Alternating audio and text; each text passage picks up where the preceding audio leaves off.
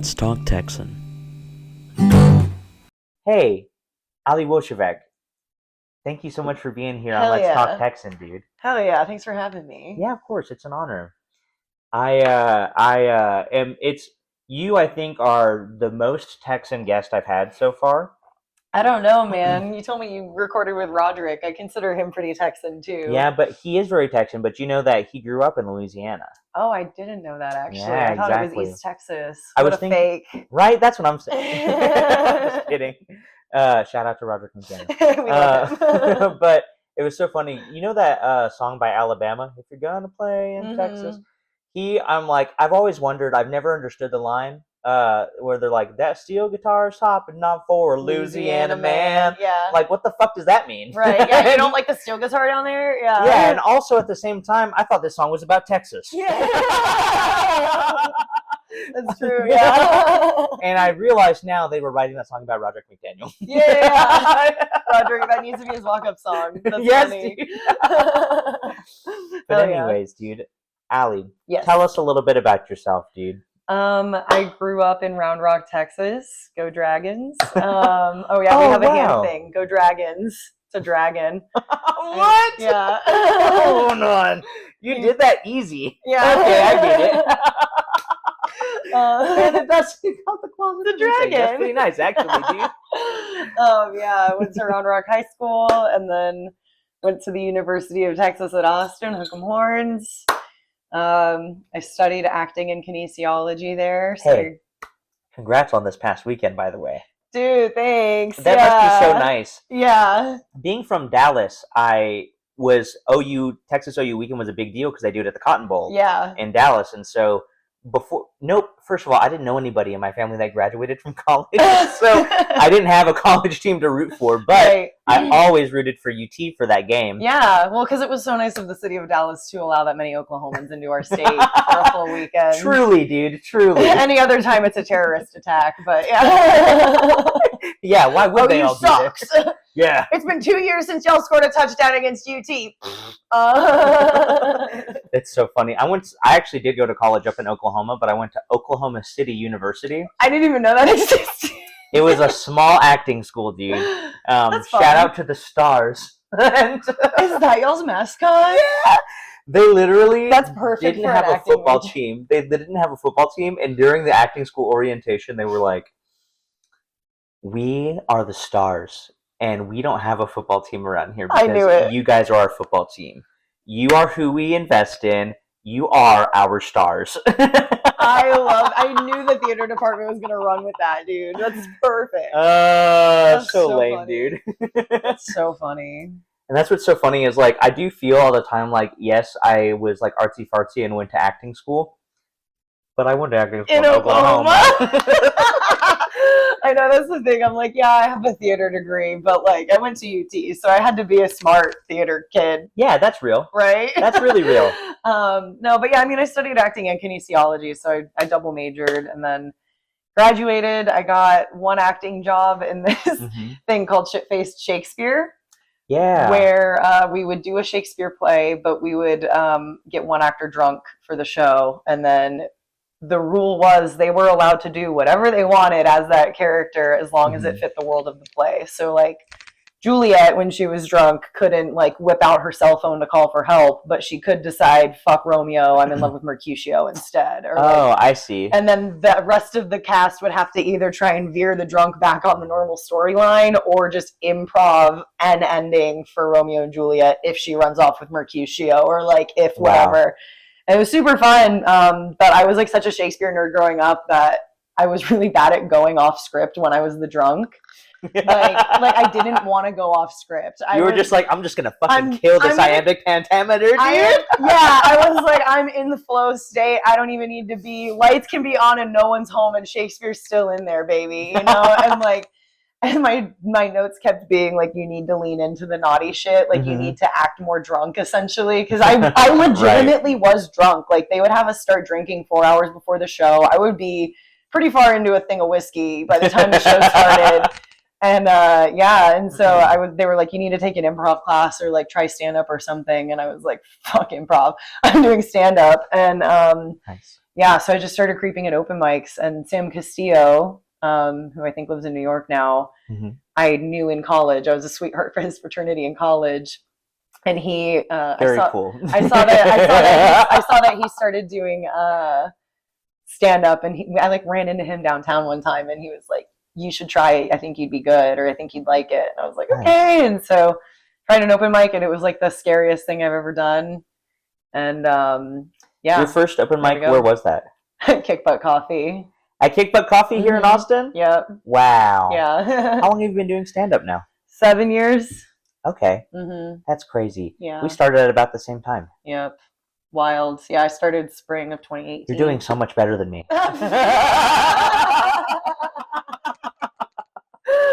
Oh my god. Yeah, he was right. You should have started stand-up.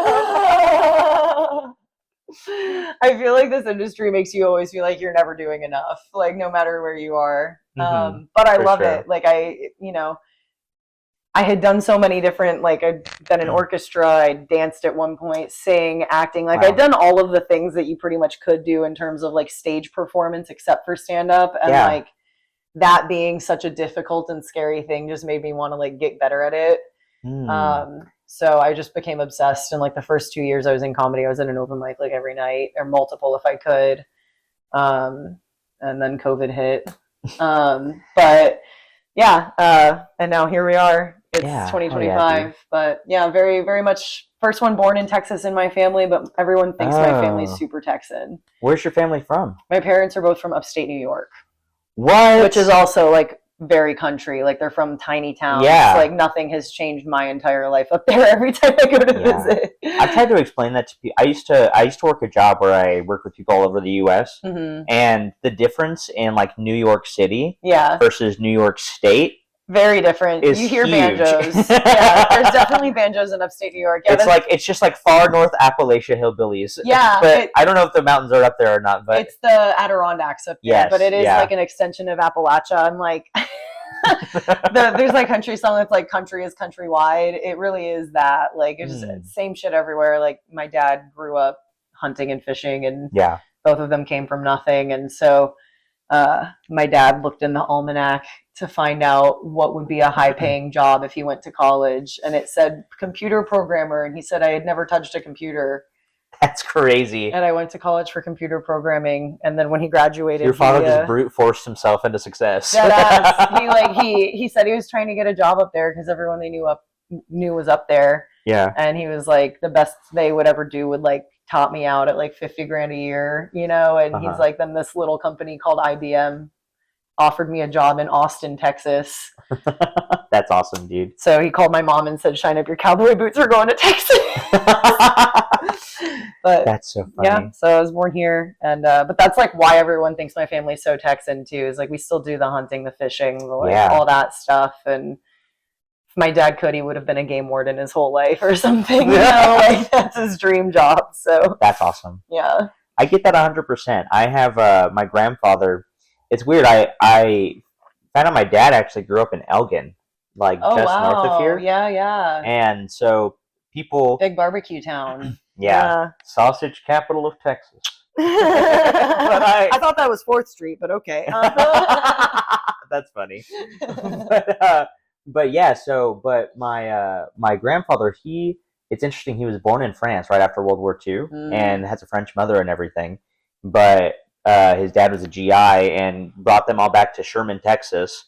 My grandmère had to work in the Levi's jeans factory. Oh man, because that's what you worked if you didn't speak English. Yeah, no, my Polish grandparents' leather factory, sock factory. There you go. Yeah, and so they just had our ancestors in here just making textiles. No, dead ass. One of my favorite stories to tell people. I actually just met a Polish comedian this week.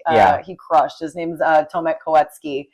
And very Polish name. Very Polish name. He knows another comedian in Poland with my last name. It's a very common last name in Poland. Wow. But one of my favorite stories to tell about my grandpa is he tried to get a job at a leather mill, and the guy interviewing him wouldn't give it to him because he was Polish. And so they legally changed our last name for 3 weeks to Adams. And he like went and interviewed at the same place with the same guy and got the job. That's wild. And then he switched it back. And like, so I guess when my dad was growing up, sometimes he's like, oh yeah, if we ordered pizza to the house, sometimes we'd be like, yeah, Adams household. So I could have been Allison Adams. Wow. But yeah. That is crazy. Yeah. Dude. But I also learned that we spell it wrong. So, I spell it wrong? Yeah, I knew that we did. So the name is Wojtowecz, and like, Wojtowecz. Okay, and like, gotcha. and the way that Tomek said it was Wojtowecz. He said it very Wojtowecz. I see. That sounds very Polish. I've just been saying Wojtowecz. But like, we end it with ECZ. You're supposed to end it with ICZ.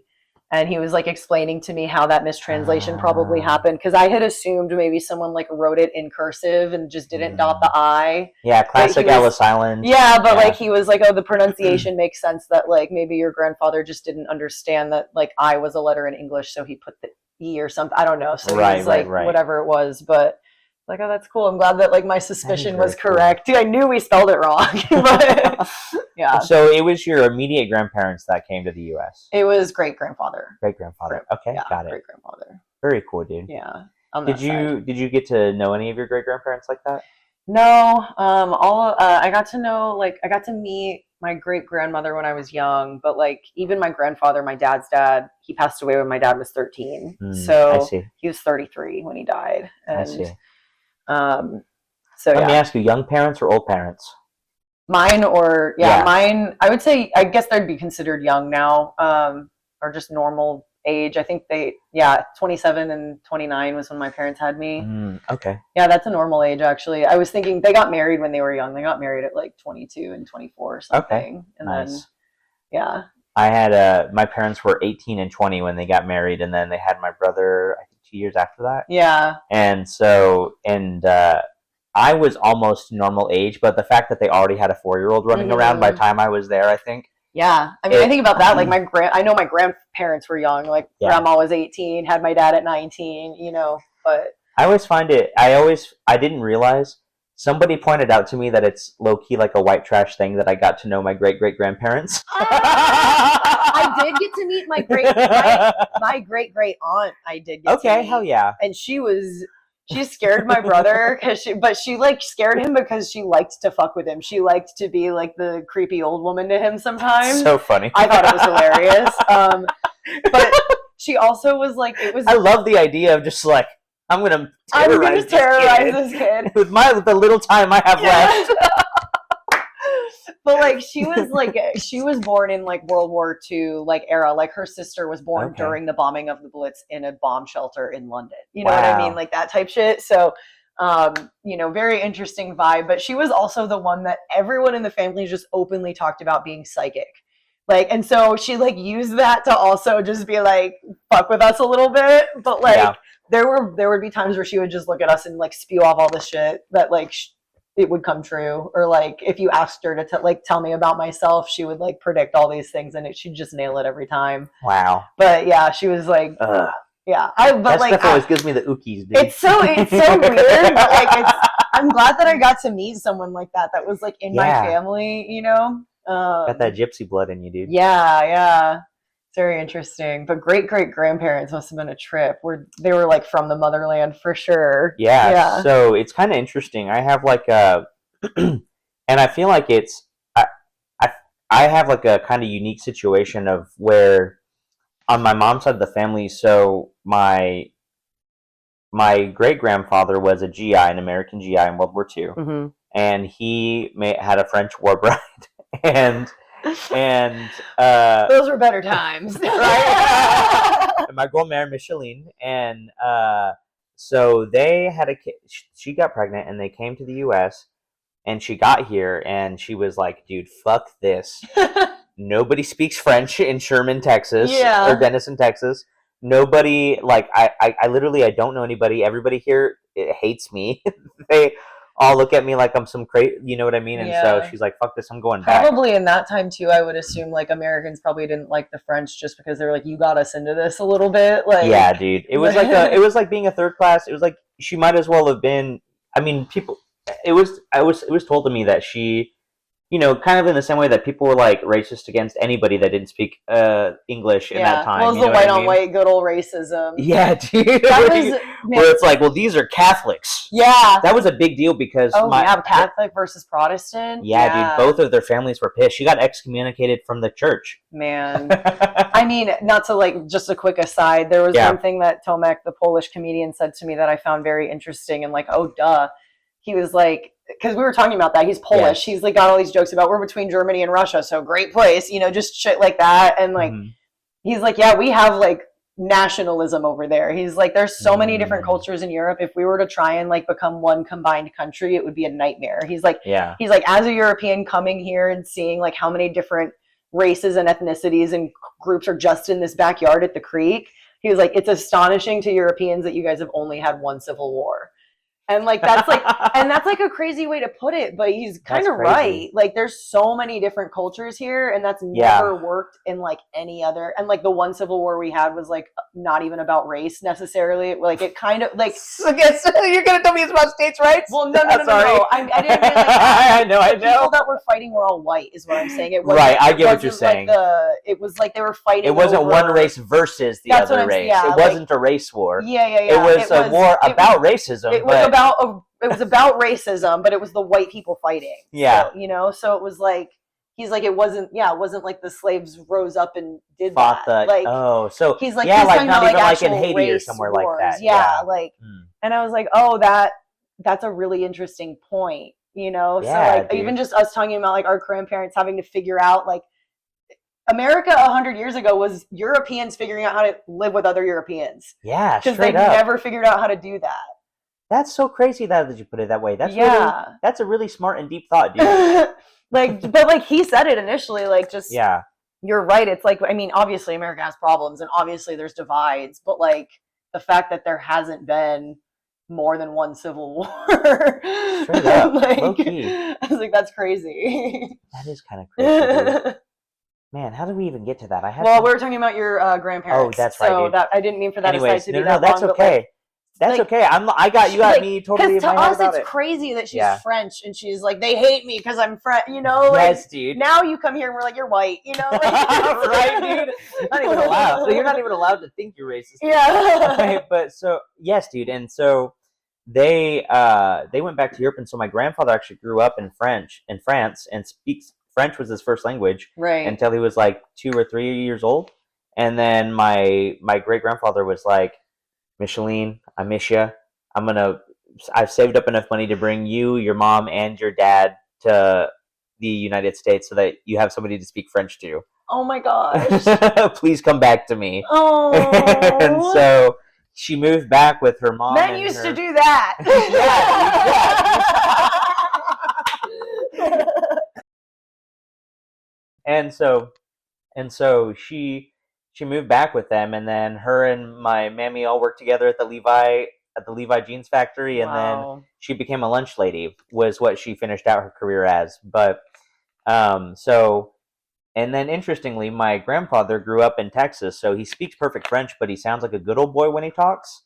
That's so funny to me, dude. People also people like this have like people who learn English, like, but British English, so they learn English as their second language, but they learn British English, so that they have, like, a British plus whatever else. Like, yes, dude. Mixed accents are so funny. Yes, dude. I think I've met a few people from Hong Kong that are like that because they learn British English there, dude. Mm-hmm. And so, it's got layers to it. That's what happens with, like, the Indian accent a lot, too, is, like, they teach them British English over there, so then they come here, and it's like that. Yes. And even Tomek knows Spanish, too, and he was, like, speaking Spanish the other day. I was like, how do you have a Polish-Spanish accent right That's crazy. Yeah, that's gotta be rough. It was so funny.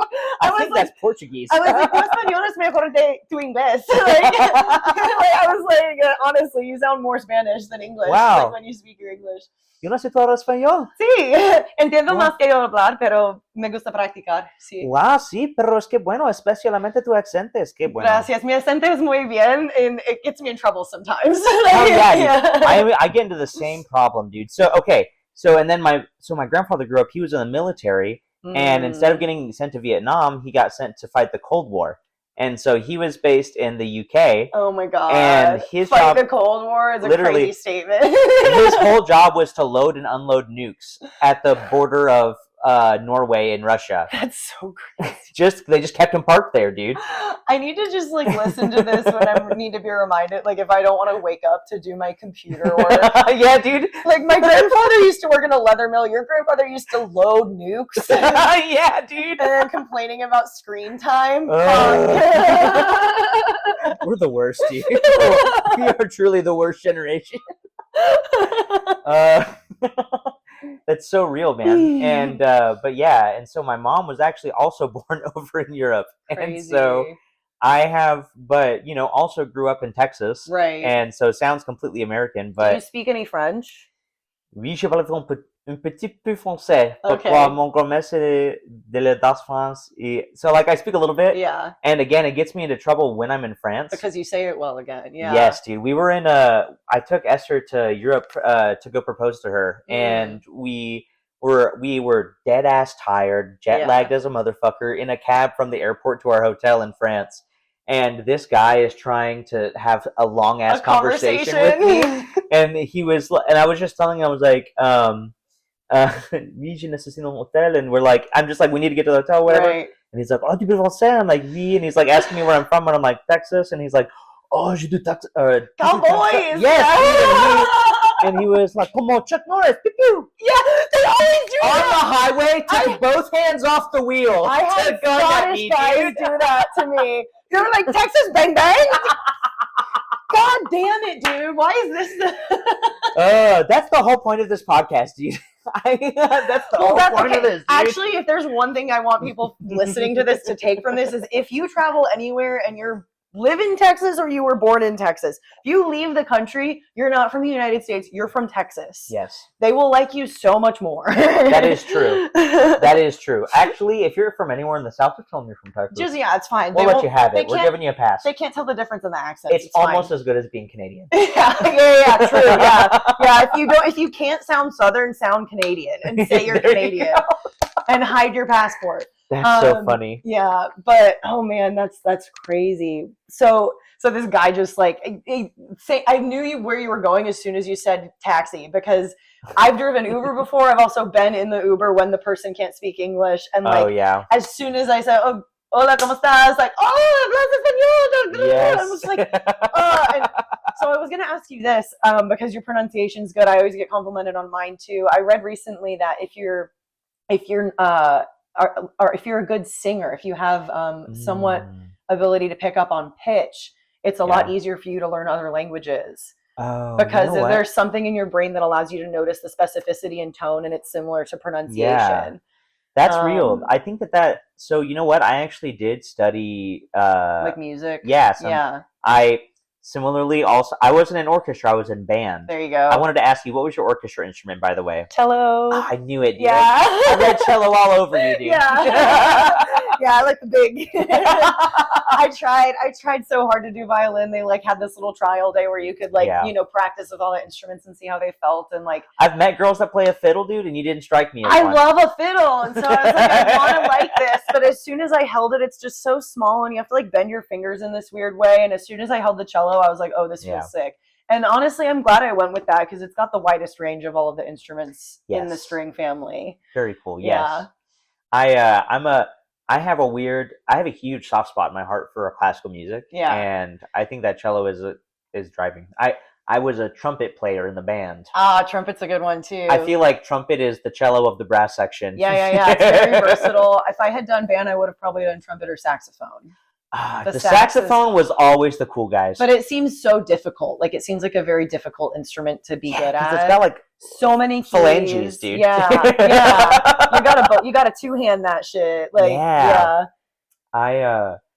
dude. I was never like a very prolific trumpet player. I was loud. They always tell me how loud I was.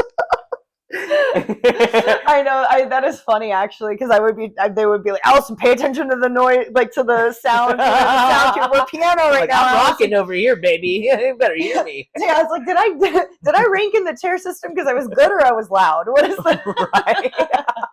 It's kind of the same. So I actually transitioned into choir choir is how I got into acting because of musicals. Musical theater, yep. Yep. That's kind of, I liked that in a sense. Like as a theater kid, I was a little bit annoyed that like some of the choir kids would get some of the bigger roles sometimes, but also their voices were just so good. Like I admired it too, you know what I mean? Like, and I still got to do the musicals too. They're so fun. Yeah, I definitely got some, I still am salty about theater drama from high school. Okay. Theater kids, yeah, like there was can I just like actors are gonna hate me for this. I love acting. There's so many beautiful things about the vulnerability that comes with acting and, you know, the closeness you get with your fellow actors, but I never truly felt comfortable and excited to walk into a group of actors all the time, like I do with comedians. I have the opposite feeling. Really? I hate talking to comics. Really? It makes me so nervous and anxious. Interesting. Because I feel like comics always are expecting me to be funny, and I can't just talk to them. See, I wear my heart so much on my sleeve. Yeah. I have a really hard time being disingenuous and talking shit for 20 minutes before we are allowed to actually have a talk. Real combo, yeah. I think like maybe for me, because I relate to that, but like I think I don't know, there's just something about like theater kids always felt like they were just trying to be the center of attention. And I guess comedians are too, but you know what? I was always really good at being the center of attention, so I liked it. For me, like, I don't know, for me, like, I don't want to be the center of attention unless I'm on stage and it's my time to be the center of attention. Like, I really so humble don't. And good. It's not even that. It's like I just get overwhelmed if like I'm in a group of people and like if there were 10 of us in here and you guys were all just listening to me and I'm supposed to be like leading this group, like I just don't want to do that, you know? And so like it kind of feels that way if I'm like the center of attention just in the friend group. I'd rather just be having the side convo. But like I have almost the exact opposite. So that's why I like doing stand-up so much. Right. Because I hate when I'm out of control of what's happening around me. Mm-hmm. I hate it. I hate it whenever I'm in a group and it's all, and I feel the same kind of way with comedians, that they are competing to be the funny guy. Yeah. And I don't feel like I am just naturally that quick and funny like that. Yeah. I like being on stage and having my set and having my jokes that I have written and prepared, and I know how I'm going to say it and I know they're going to laugh. Right. And then I get to own the room and I don't have to worry about anybody because I know exactly what everybody's doing as long as I'm keeping them laughing. Correct. Yeah, no, I feel that way too. And that's probably like both of our theater paths speaking to it a little bit. Like the hardest thing for me with stand-up has always been crowd work and engaging with the crowd. Yeah.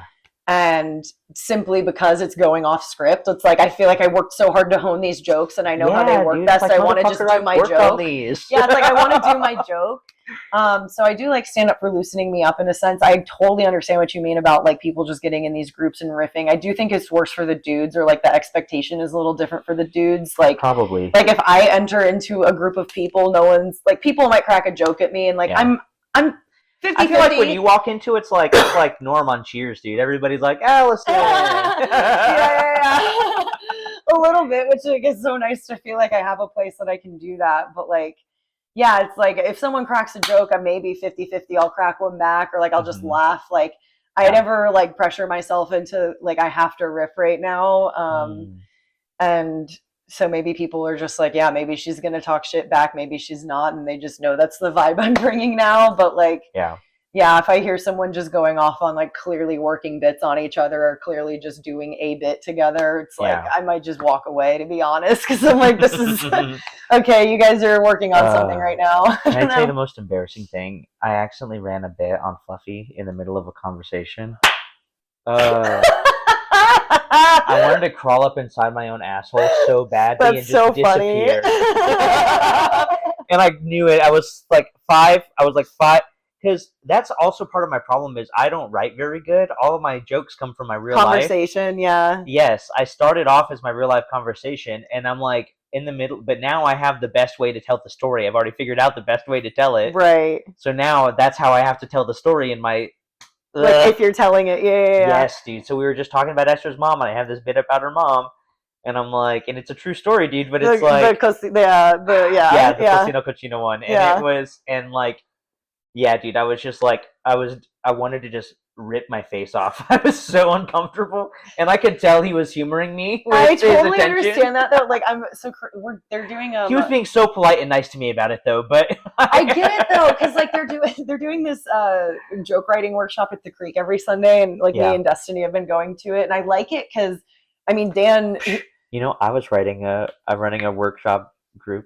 Oh, I didn't know that.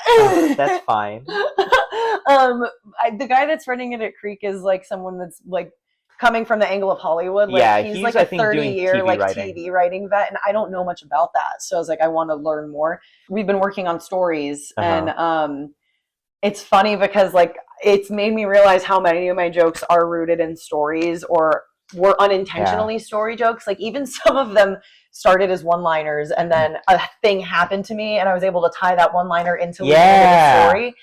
And it's funny because like when we're working on those jokes in the workshop, now I'm like, I don't know how to, like you said, not tell it as the joke. Like, because he's like, oh, just tell the story as it happened, and then we'll like make it funny or whatever. And you know, and like I'm like, oh, but I've already written this as a joke. So like, here's how I'm doing it. Let's punch this up, you know? But do you come from a family of my family is really big on I come from a storytelling family, dude. Yeah. It's all about having a good, funny story to tell. Yeah. And no stories are told that are not good, funny stories. Right. Yeah. We definitely have, we have a lot of family stories or just, funny things, or let me tell you this funny thing that happened. It's also very much like a sarcastic family. And like, I wouldn't say dude, nobody roasts me as hard as my bubby. Yeah. I was going to say. My bubby just tears me the fuck apart, dude. It's not always roasts, but when the roasts start going, we're roasting, you know? Like, or we'll just start riffing. Even like I keep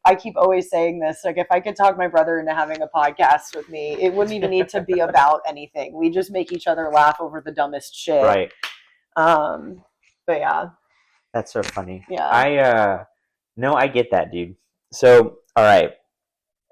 I have some questions. I don't ask a lot of them. Okay. I tell everybody, I feel like every time that I've done this, I get less than like 15 minutes of actual Texas talk in here. Right, yeah. But because you have grown up here forever, I think you are qualified to answer this question. Okay.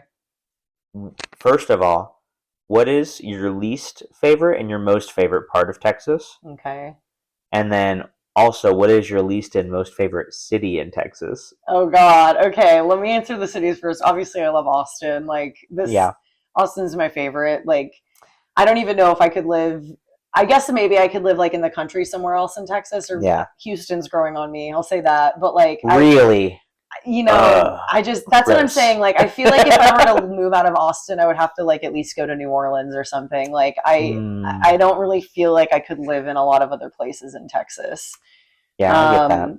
Because I mean, also having had the experience of growing up in Round Rock, which is a suburb of here, it's like I could drive 20 minutes to downtown Austin and go see a concert with my friends for $10 on the weekends, because that's when tickets to Walk the Moon were $10. Yes. Also, I was in high school in the 2010s, which was like arguably one of the coolest times to go see some of the music down here, because that's Walk real. the Moon, like wow, that's so Imagine real. Dragons opened for AWOL Nation the first time they came to town, and I saw both of them for $20 at Emo's.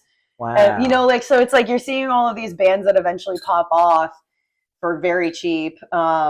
And then I could also drive 20 minutes the other direction and go fishing in a lake with my dad. Yes, dude. So I feel like there's a very fun mix of both things here. And if you just like choose to live on the edge of town, you have easy access to like any experience of Texas that you would want. And even just the simple fact of like Austin super liberal compared to the rest of Texas. I grew up in Williamson County, which is one of the most conservative places. So it's like you see like this super broad spectrum. So I like that. Least favorite that I've been to a lot of places in Texas. Who do I want to piss off? I don't want to like. I don't ask this question to anybody that's not from Texas, because they're not allowed to. Yeah. Oh, dude, actually, what am I even talking about? Fuck Lubbock, dude. Fuck Lubbock, and also College Station. I don't know which. Actually, I think I slightly hate College Station more, because at least Lubbock has oil. Right. College Station just has Aggies. It just has thumbs everywhere, and it just has people thinking that they're doing something by gigging them around East Texas. every time I had to go visit my friends in College Station, I wanted to leave like immediately. I felt trapped. So yeah, College Station, that one's not super surprising from the Longhorn. And then my whole step family is Aggies, dude. Yeah, my brother's an Aggie. My brother and sister-in-law are Aggies. Oh yeah, so I've had to they know how I feel. I've had to be slightly indoctrinated into the cult. Yeah. I got to tell you, I was telling you about how I grew up liking UT being from Dallas because of the Texas OU weekend, right? Right. But when we actually got tickets to go watch the A&M UT game, you were A&M? I had to. Yeah. I had to. I will say, oh man, maybe I'm going back to fuck Lubbock more than College Station. I don't know. Because at least, like, I understand if you're an Aggies fan why you like it. Like, they have so much fun, like, it's a thing, dude. They're having a great time.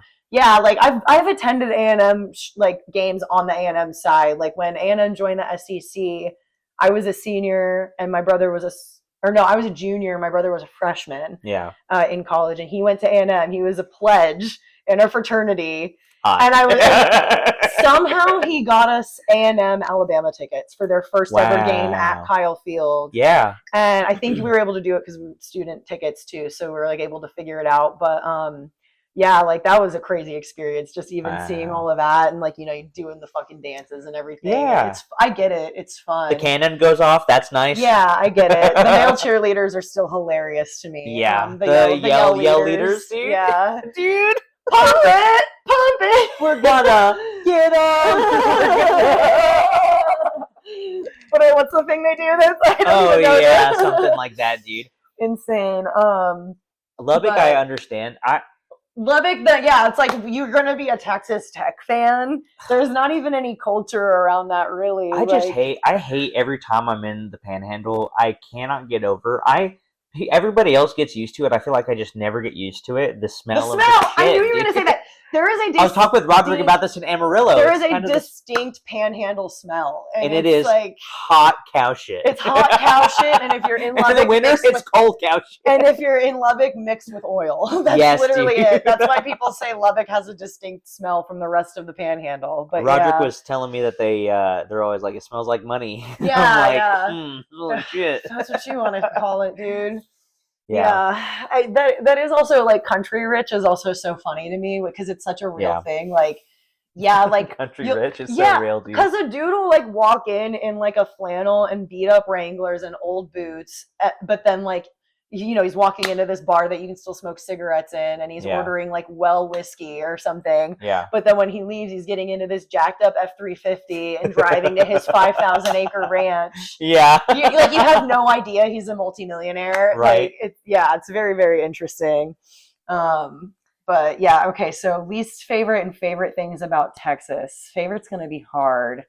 Like, man, least favorite might be hard too. There's a lot of things I dislike about it here too. I didn't like being Texan for a long time. I actively tried not to be. I've always been proud of being Texan, but I used to be embarrassed of it a little bit when I would go visit my family in the North because they would always tell me that I had an accent and like, amongst other Texans, I don't really have one. Yeah, same. But like amongst Yankees, I do. I hear it sometimes. Like I say "wall" instead of "while." You know, if I catch myself in once in a while. While. Ooh, yeah, that's tough. Or oftentimes I'll say, "Oh yeah, I'm gonna go do this while I'm doing that." While, you know, so like little things. Yeah. I catch myself with the accent, which is whatever. But like, you know, people around here don't notice it because that's still soft compared to like. If you go further out, rest your family call them pecans. Yes. My what is my grandma says pecans. Pecans. Oh, that's so crazy. Pecans. They also say cherry instead of cherry. Like cherry. It sounds almost British. It's very weird. Yeah. But also like my mom's mom, who's the one that's still up in New York, she was born in Brooklyn and then raised like outside of the city because it was during the war, so they like shipped her off to an aunt or something. I see. And so, but I think she was in Brooklyn until she was like 3 or 5. So she's got a Brooklyn accent still, which is very funny. Like, you want some coffee? Like, you haven't lived in Brooklyn since you were a child. That's hilarious. Esther, my wife, her first language was Spanish, but she. When she first started school, it's when she learned English, and one of her first teachers was a very Southern black lady. And so every now and then, Esther will just hit me with like the wildest pronunciation. Yeah. And I'm like, what? Where did that come from? That's so funny. That's so funny. Yeah. Okay. Okay. So least favorite. Wall, dude. That's when she'll be like, it's been a while. It's been a while. Yeah. Yep. Dude, one time Destiny caught me saying, I'm not even kidding. I was like, yeah, I'm fixing to go do this. And she was like, stop what you're saying right now. Yeah. Fixin' to. I don't get not using fixin' to. It's a good phrase, but I don't know when I started using it either. And what's crazy is like I did have a stronger Texan accent when I was a kid. Like there's some videos of me. I'll show you a video of me hunting after this. Just for the Send it to audio. me, we'll clip it in. Oh yeah. It's the first time I ever shot an animal. It was over 300-pound Texas boar hog. Wow. And I'm 10 and this video's on YouTube and like, but just after I shoot it, the pullback and you realize it's this 10-year-old girl. Like the first time you see me is after the trigger's been pulled. And it's just me being like, I got a hog!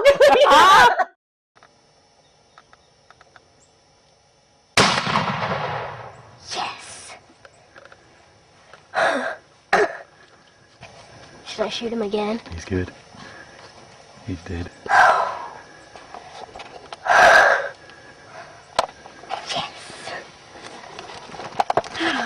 What do you think, Allison? I just got a hog. What do you think? Wow. Like the craziest. There's certain things, you know what I say funny is boots. Boots. I can't say it. I can't say boot. Boots. Yeah. Boots. Yeah. Ugh. One that my theater teacher in high school was from Maine, so she had like pretty perfect like standard American pronunciation of everything. Yeah. She hated it when we'd say sure. She's like, it's not sure, it's sure, like pure. Sure. Yeah. Sure. She's like, you guys sound so Texan when you're saying sure. Sure. Yeah. Yeah. But that sounds like how whenever weird. you hear like a Def Jam comic talking about white people. Totally white. Yeah. Yes. Sure. We could go on to She would get on us every time for that. That's hilarious, dude. Oh man. Okay, I want to end on the good stuff. So the dislikes just boil down to basic human rights things that we're still like fighting for, and I kind of mean that in a broad sense. I mean, like, obviously the things happening with ICE are not great right now. Mm-hmm. Healthcare for women and minorities is not great. And then even just like substances. Why are we pushing the tobacco farms and taking weed off of the shelves here? You know, like. Good point, dude. So any of those would be things that I dislike for a super free state. I was just talking with Roderick about this. I personally identify, I am liberal for sure. Yeah. But if I had to describe my beliefs, I would describe myself as like a socialistic libertarian. Mm-hmm. In that I believe in a government that exists for the purpose of taking care of people. Yeah. But I'm also like, fuck off with everything else that has to do with my rights. I would agree with that because I've also been thinking lately, like, have they just, okay, like, let's just look at this realistically. Like, we're seeing anywhere from 30 to 50% of our income every year being taken by taxes, even in the lower tax brackets. And I don't mean necessarily like from wage taxes. We also need to factor in sales taxes. We need to factor in property taxes if you're a homeowner, like huge. All of those things. So like end of the year, everyone is losing like 30 to 50% of their money to taxes. And we've been sold on this idea in America that like, oh, but the socialist countries take even more. And it's like, well, actually, they're taking about 50 to 60%. So not that much more than what we get taken after all of our other added taxes. And they have healthcare. They have cheaper or free universities. Like, they have all of those things. And so I'm kind of like, I would agree with you. It's like, I don't think no government's a good idea. I think we need available services for people that need them. The whole purpose of us gathering together as a fucking society is to help each other. And I don't give a shit what you do on your own property, on your own time, with whoever you want, as long as no one's getting hurt. Yes. So like, that doesn't seem that hard to me. You know, it's like, where's all this money going? Is this money going to lobbying against weed? Can we just like put it into our schools instead? Like, yeah, dude. It just feels like there's been this like lie that's been sold to us recently that like, oh, it's socialist if we have healthcare. And it's like, no, It's not, I mean, maybe it is, but like, is that bad? Like, I'm paying you the same amount to not have healthcare right now. That's real, dude. Like, I thought about this a lot. Jason Rouse took me to Copenhagen a few years ago, and I met some people that lived there. Wow. And that must have been beautiful. I love Denmark. It is so cool. It's a very interesting place. The Danes have a funky little accent, but the rest of them is pretty cool. Funny accent. Their language is very weird. At least in Copenhagen, they sound very American actually when they talk, which is interesting. But like, it's a very interesting place. Everyone's gorgeous for no reason. Like, they chain smoke and drink all day, and they're still just supermodels. It's nuts. Well, you know what the thing is? That looks like it's Copenhagen right there. Right. They low-key owe it to the Vikings. It sucks that all the raping and pillaging that they did, but I tell you what, they really mixed up that gene pool. It's crazy. Unlike everywhere else. Yeah. But, talking to the people that lived there, they were like, yeah, I mean, the taxes suck, but we're happy that at least we can see the results of them. And phrasing it like that made me really think, because I'm like, that's why Americans hate paying taxes. We feel like we don't see the results of them. We were founded on a country that had to pay taxes to somewhere else. So we hated them because we weren't seeing the results then. Yeah. And now our government just runs amok, not using our money for us, but paying for wars that we didn't ask for. Yeah. It's like, it's just really interesting to think about all of that for sure. But I would agree with you. It's like, I let people do what they want as long as no one's getting hurt, and like save the taxes and the social services for people that need them in a rough spot. Like, yes. And that's crazy, because even I feel like my most conservative friends will be happy.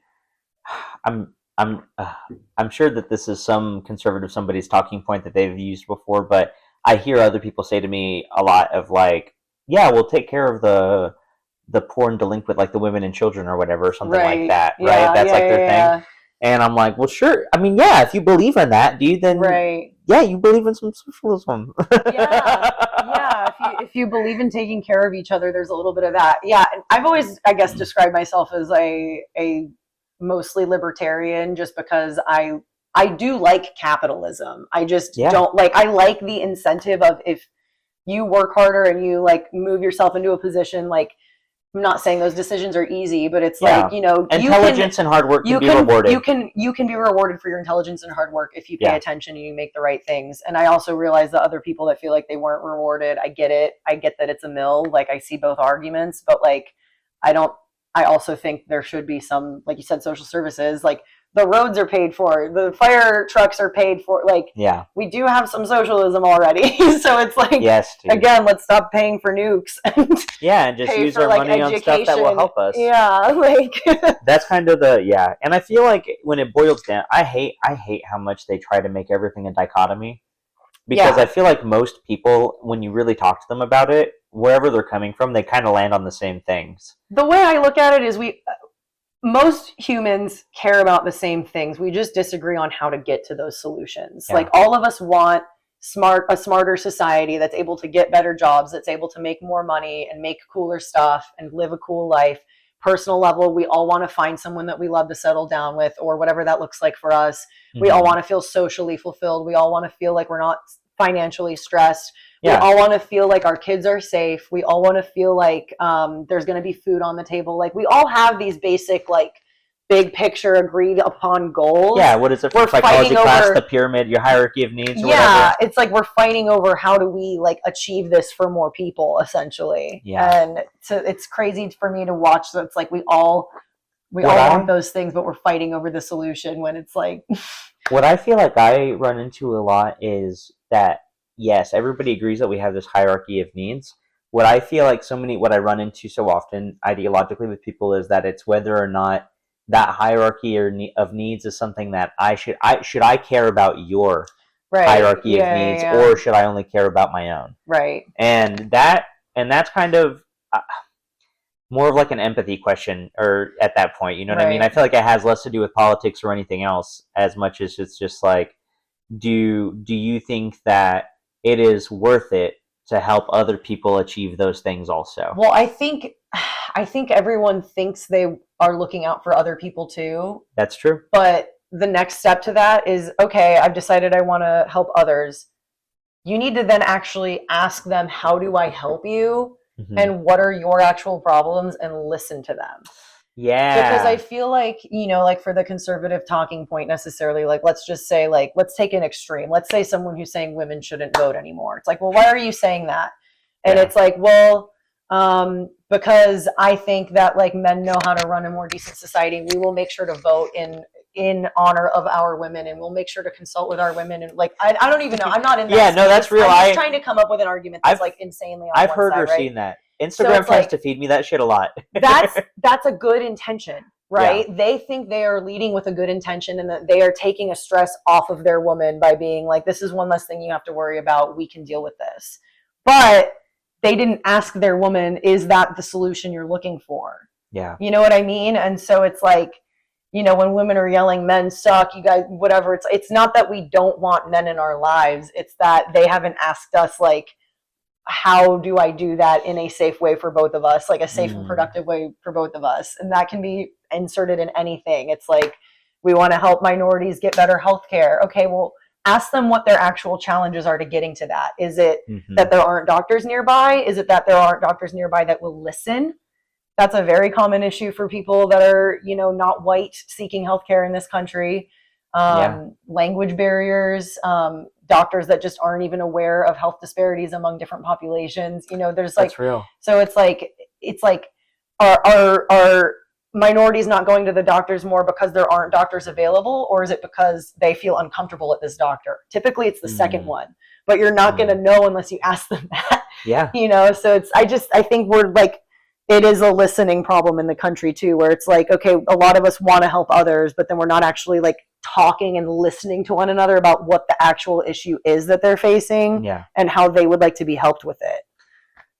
I get that very much, dude. And let me tell you what, dude, that leads me into one of my questions. Yes. Let's go. What do you think would make people love each other more?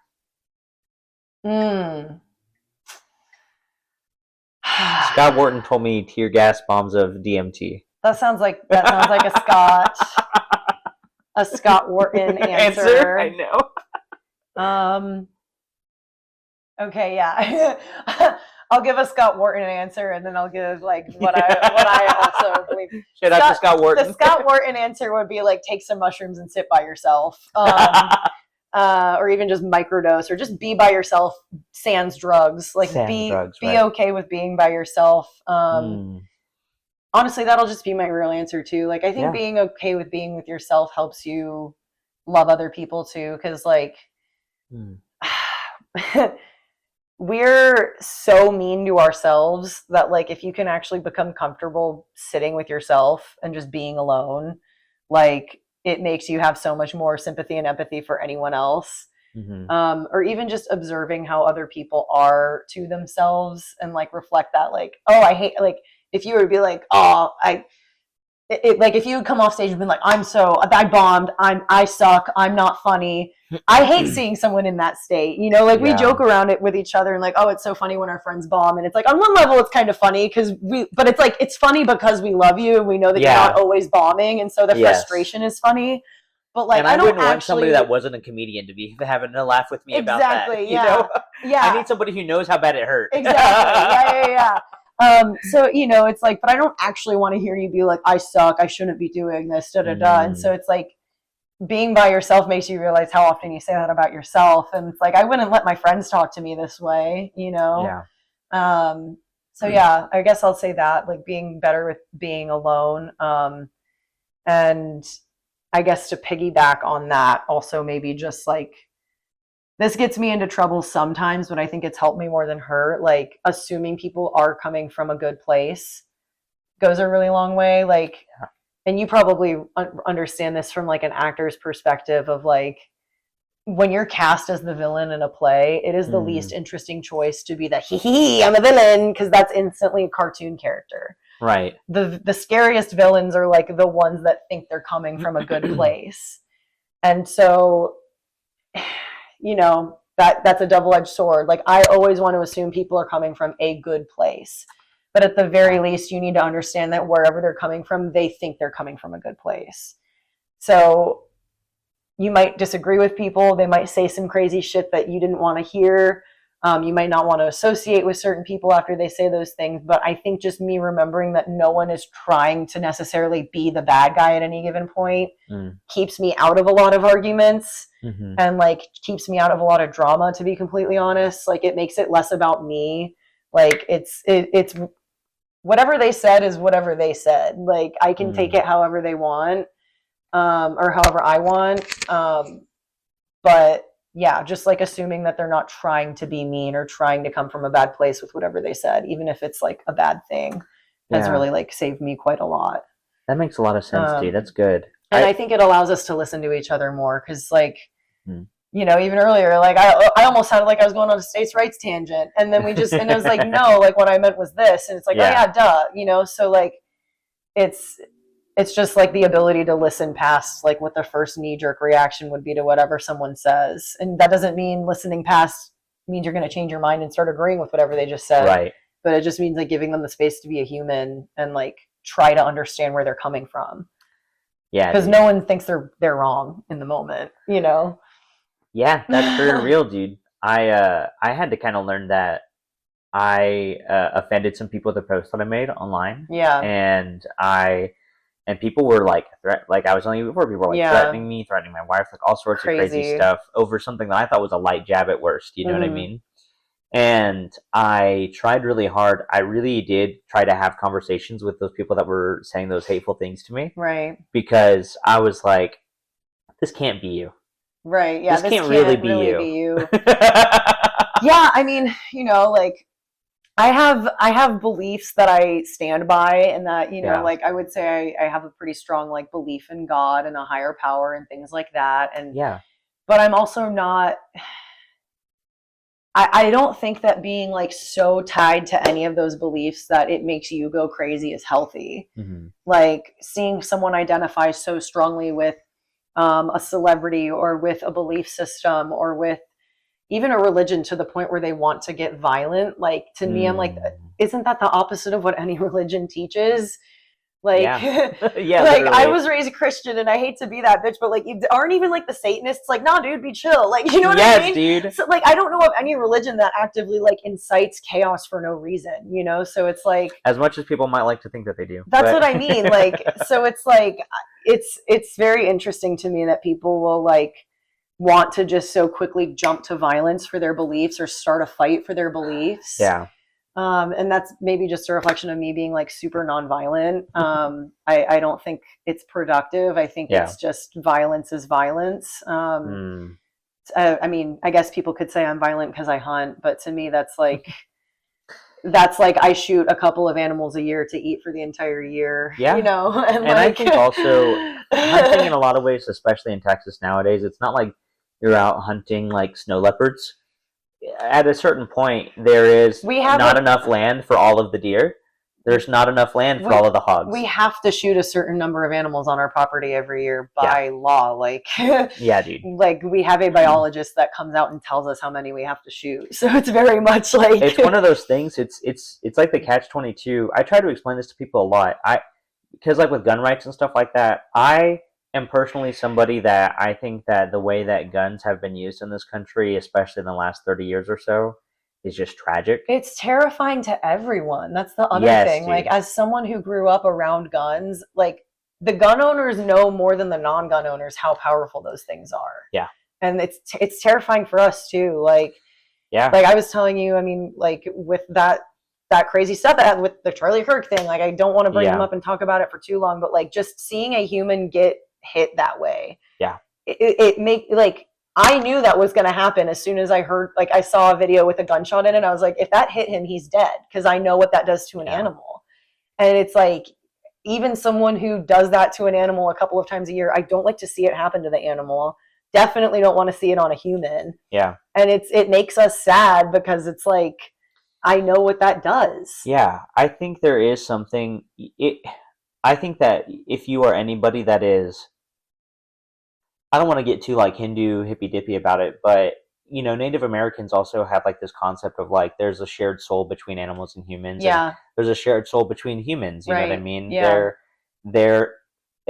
people in Islam, they talk a lot of Islam talks about like being good to animals and things also. Totally, yeah. Because it's, it's all God's creatures, right? Totally, yeah. And so, yeah, I think that if you are somebody that has love in your heart, dude, it is hard to watch any person or thing die. Yeah, and it's like I'm very much like it's crazy. Like as I've gotten more into like meditating and stuff like that over the last few years, like it is harder for me to hunt now. Like I enjoy it as a thing to like go spend time with my family and stuff, but like. And I love that my dad is this way with it. Like, first of all, we're super ethical about it. Like, it's always been like we have to follow everything by the law. If it's not the season, we're not shooting the thing. And for our family, at least, it's like if we see, if we're told we have to shoot a number of female deer, we'll shoot them, but we make sure that there's not still a baby following her around and she's not clearly like pregnant. Yes. Things like that maybe other hunters don't really pay attention to as much. That's like a very hard line for me. And my dad even is so nice and like good about it as like, it's never been, you have to shoot anything. It's like, if you want to hunt today, you can, or if you just want to go sit out and watch animals, you can, or if you go out with the intent to shoot something and you get a shot, but you don't want to shoot it, also fine. Like, it's very much like, you need to feel right about this, or like, you need to know that like, you're going to be excited about this, or like, you're going to feel good about, okay, I shot this so I can eat it. It's never like, oh, I have to do it because my dad wants me to, you know, which I think is important. But yeah, it is interesting. Like, I'm very aware that I'm taking a life now, you know, and I've even been doing more reading, just like I'm very fascinated with all of the books that have been removed from the Bible. Like I bought like the Gnostic Bibles and all that stuff, and like the Dead Sea Scrolls and all that. And I've been kind of going through it. The Book of Enoch is like blowing You ever my realized mind. how zen the Book of John is, dude? I haven't read that one yet. I need to. I'm on Enoch right now, and it's crazy. It's actually in the original canon, so the Matthew, Mark, Luke, and John. Oh, you just mean the Gospel John? Yeah. Yeah, so the Gospel John. Okay. If you compare it to the other ones, Jesus sounds the most existential and chill and zen, dude. He's very interesting. I mean, reading the books that have been taken out, it makes more and more sense why so many people believe that, like, maybe Jesus probably did go, like, in the missing years, he probably did go study, like, some of the other Eastern religions. Or they talked about how he was learned. He was learned amongst learned men, dude. Yeah, so it's he had to learn it somewhere. Yeah, like, he at least, in my opinion, went down to Egypt or something. Yeah, like and he was supposedly spending some time in Egypt. Yeah. And I feel bad cussing now because we're talking about Jesus, but I know. But I will literally accidentally cuss when I'm praying sometimes, and I'll be sorry. Yeah, literally. I have such an existential dread about that. And I'm like, I'll be like, God, this is so fucking sorry. Yeah. And I'm God, like, this is so fucking hard. I'm sorry. Yeah. No, seriously, but yeah. But no, like the Library of Alexandria was right there, dude. The greatest archive of all knowledge. Everything. Yeah. So I mean, it's interesting just to think about all of that, but like, even just some of the older books of the Bible talk about, you know, like I know that the current Bible kind of words it like, oh, you're Lord over the plants and the animals, use them as you see fit. But like a lot of the other books are like, actually, you're supposed to live in harmony with the animals and like eat the plants and things like that. And so it is just interesting. And there's even like past life references in some of the old books that they cut out. It fully like, have you read any of like Enoch or any of those? Yeah. Enoch is just blowing my mind. Like I was like, how did we cut out the entire book that explains why we even had Noah's Ark's flood? Like, it's so crazy. And also, I recently read the Epic of Gilgamesh, which got me into. They have a whole flood story that's eerily similar to the flood story from the Bible. There's the Epic a lot of Gilgamesh. floods. There's a lot of floods in a lot of religions. Yeah, dude. Yeah, and they're all placed around the same time, which is tying into like the. They have Epic of Gilgamesh. There's a guy that builds an ark and brings his family and brings two of all of the things. Crazy. Except it's a totally different scenario of why it happened. Right. You know what I mean? And yeah, dude. So and that kind of got me into doing some like more research on it, and I've been reading and watching some videos about how there's a lot of people that think that they may have actually been polytheistic in Israel pretty much. Were. Yeah, until like 900 BC. And so it was until they like finally like one dude not that long ago in the history of what the Bible is supposed to be covering. Yeah. Like the guy, I think he lived like after David. Yeah. It wasn't until after King David that they like decided on what the Torah was. They started to like destroy all of the like relics around the female goddess. Yeah. It was a dual male-female. Yeah, it was Ashra and Elishim or something like that. Yep. And you even notice they changed the name of God in the Bible. He's Elishim. And then all of a sudden he's Yahweh. Yep. And it's like, Yeah. It's very interesting. Yeah. And they do one line of retconning where they're like, I first came to you as Elishim, but now I reveal to you, Moses, I'm Yahweh. Yeah. No, it's crazy. Yeah, all of that stuff super fascinates me. And even just like, yeah, like the male-female thing is always very interesting, right? Like, yeah. I'm reading this book that like I don't know how credible it is, but it's kind of like a woman's personal experience of studying all these different religions compiled. It's called like Return of the Divine Sophia or something, and it's her argument that like society was more balanced actually between the genders when we were polytheistic and honored the male and the female. Yeah, because there were even if there were like female connotations for things, it was like it equally respected enough. Equally or more respected in some. Like she was even talking about I can't remember what society still does this. It was just some of the islands near Australia, Palau and all those places. Max, he's from Palau. He was like, all of the ownership of everything goes through the women. Yeah. And that was actually a more common practice like before, like the current version of Judaism came along, because like we were talking about this earlier, the only way you know for sure whose kid it is if the woman birthed it. Yeah. You can't prove who the dad is really. You can prove who the mom is. We watched her give birth Judaism to that is kid. passed through the mom. And the Judaism is still passed through the mom. And so there was like all of these other like religions that used to pass the land, the royalty, the whatever, according to this book that I'm reading anyway. Like I need to look at some of her sources still, but it's very like fascinating to me to think we're about not actual scholars, we're Canadians. Yeah, this is an opinion piece. Yeah, but I find that very interesting, and just her argument of like, honoring, like, because women are the only ones that can have like babies, so it's like the creation of life side is ignoring a whole half of the thing, and like I find that very interesting, just watching how society switched when we like went into the mono. That is very real, dude. I gotta read that book when you're done with it, dude. If you have it in physical copy, I'll borrow it from you. Yeah, for sure. It's good. But yeah, dude. I'm fascinated with all that stuff. I love wormholes. And I think just growing up, like, my best friend is Anupi, DJ Anupi. She's pretty big here in town, and like we've been best friends since I was 8. But like she's Indian, grew up Hindu Sikh, kind of like on the edge. Yeah. So even just talking to her about a lot of that stuff is like, oh, there's a lot of similarities here. Hindus are like the chillest religion though, for sure. I feel like probably, yeah. Even in India, like there was all these like they call them rickshaws. Like they had there was a guy that had like it wasn't the coexist sticker, but it was like the coexist sticker if it was just all of the different religious symbols like hanging in his car. And I kind of just commented on it, and he was just like, "Oh yeah, all is one," and like that's kind of the Hindu vibe. It's like, "All is one. You're worshiping something. It's fine. It's fine." Yeah.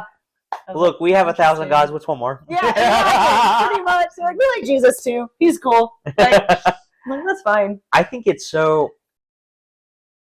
Learning about Hinduism really changed my mind about a lot of stuff. Like, it changed my mind. Yeah. Like growing up, I tell people a lot. I was 18 before I really considered the Bible as a non-literal document for the first time. Mm-hmm. I took a biblical literature class in college, and it was taught by a minister, but she had studied Eastern religions and stuff like that. Right. And she taught the Bible like from a historical context as opposed from like a mythological context. Yeah. And so it was the first time that like I felt like I had permission to not believe it. Right. Because I had not believed it, but I felt really guilty about not believing it, if that makes sense. I think that's maybe one of the reasons why I'm enjoying reading the excluded books, because I can look at it and be like, oh, giants? That's crazy. But then if I'm looking at it in the perspective of like, this used to be part of the Bible, I'm like, could this have been actually real? Yeah. But that's also, I flip between that on like any religious text almost now. It's like I read it from the sense of like, let me just see what they're saying, like it's a fiction book. But then I put myself in the shoes of like, but people actually believe this is real. Oh, this could actually be real. That's so crazy. Like it's a fun way to flip back and forth almost. Yeah, dude. But I get that. Interesting. Yeah, I totally get where you're coming from. I would say college was kind of the first time that I like even really looked at other like belief systems Not in the sense of like, I don't want to be a Christian or like, I feel like I'm getting away from God, but like, I just want to understand more about people that have studied God. Like, yes. Like, I've never had a non-belief in something bigger than me. It's like, I just want to understand how other people are perceiving this thing. Cause like, yeah, I have my own perception of it, you know? Yeah, that's real.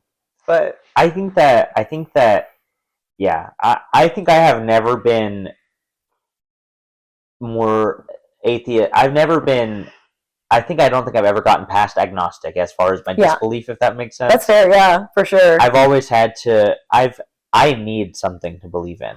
Yeah. I personally am a simple caveman creature that feels better with something bigger than me in the universe. I also just feel like this isn't like, I totally, if you don't believe in anything, that's fine. But like, I just feel like that's narcissistic of us almost to think that like this would be the only planet. Yeah. That like there isn't anything else out. Like to me, the implication even of aliens is like there has to be something bigger than us. Like I know there's a lot of people that are like aliens can't be real if the Bible's true, and I'm like, I go so far as to be like, I like the argument that maybe angels and aliens are the same thing. Yeah. Or like, yeah, I'm a big believer in spirits and ghosts and all that stuff too. I'm like, what if those are what we've seen as aliens? Or like, what if they're on the same wavelength even? Like, what if those are like 4D things that we sometimes get glimpses of in 3D? Like, I'm open to all of that. Because I've talked to people. I used to do a podcast with another girl named Allison, so we like called it the All Is On podcast. It's actually very fun. It's actually a very fun show. We should bring it back. But we would just talk about whatever. And she has a cousin that was a working psychic for a few years. He's like this awesome guy that lives in Salt Lake. He's like a super fabulous like gay guy named Hezekiah. I love him. Hell yeah, I love him. But what? Just a quick side note about psychics. I used to work at this place called the Magic Time Machine. Oh, yes. I know exactly what that is. Yes. There's one in Dallas. It was one of my first restaurant jobs. And we had a psychic that would do card readings and stuff like that. And I was the only person that was laughing because everybody was much closer with her than I was. Right. They've been working there forever. But her trailer burned down. Her trailer blew up and burned down.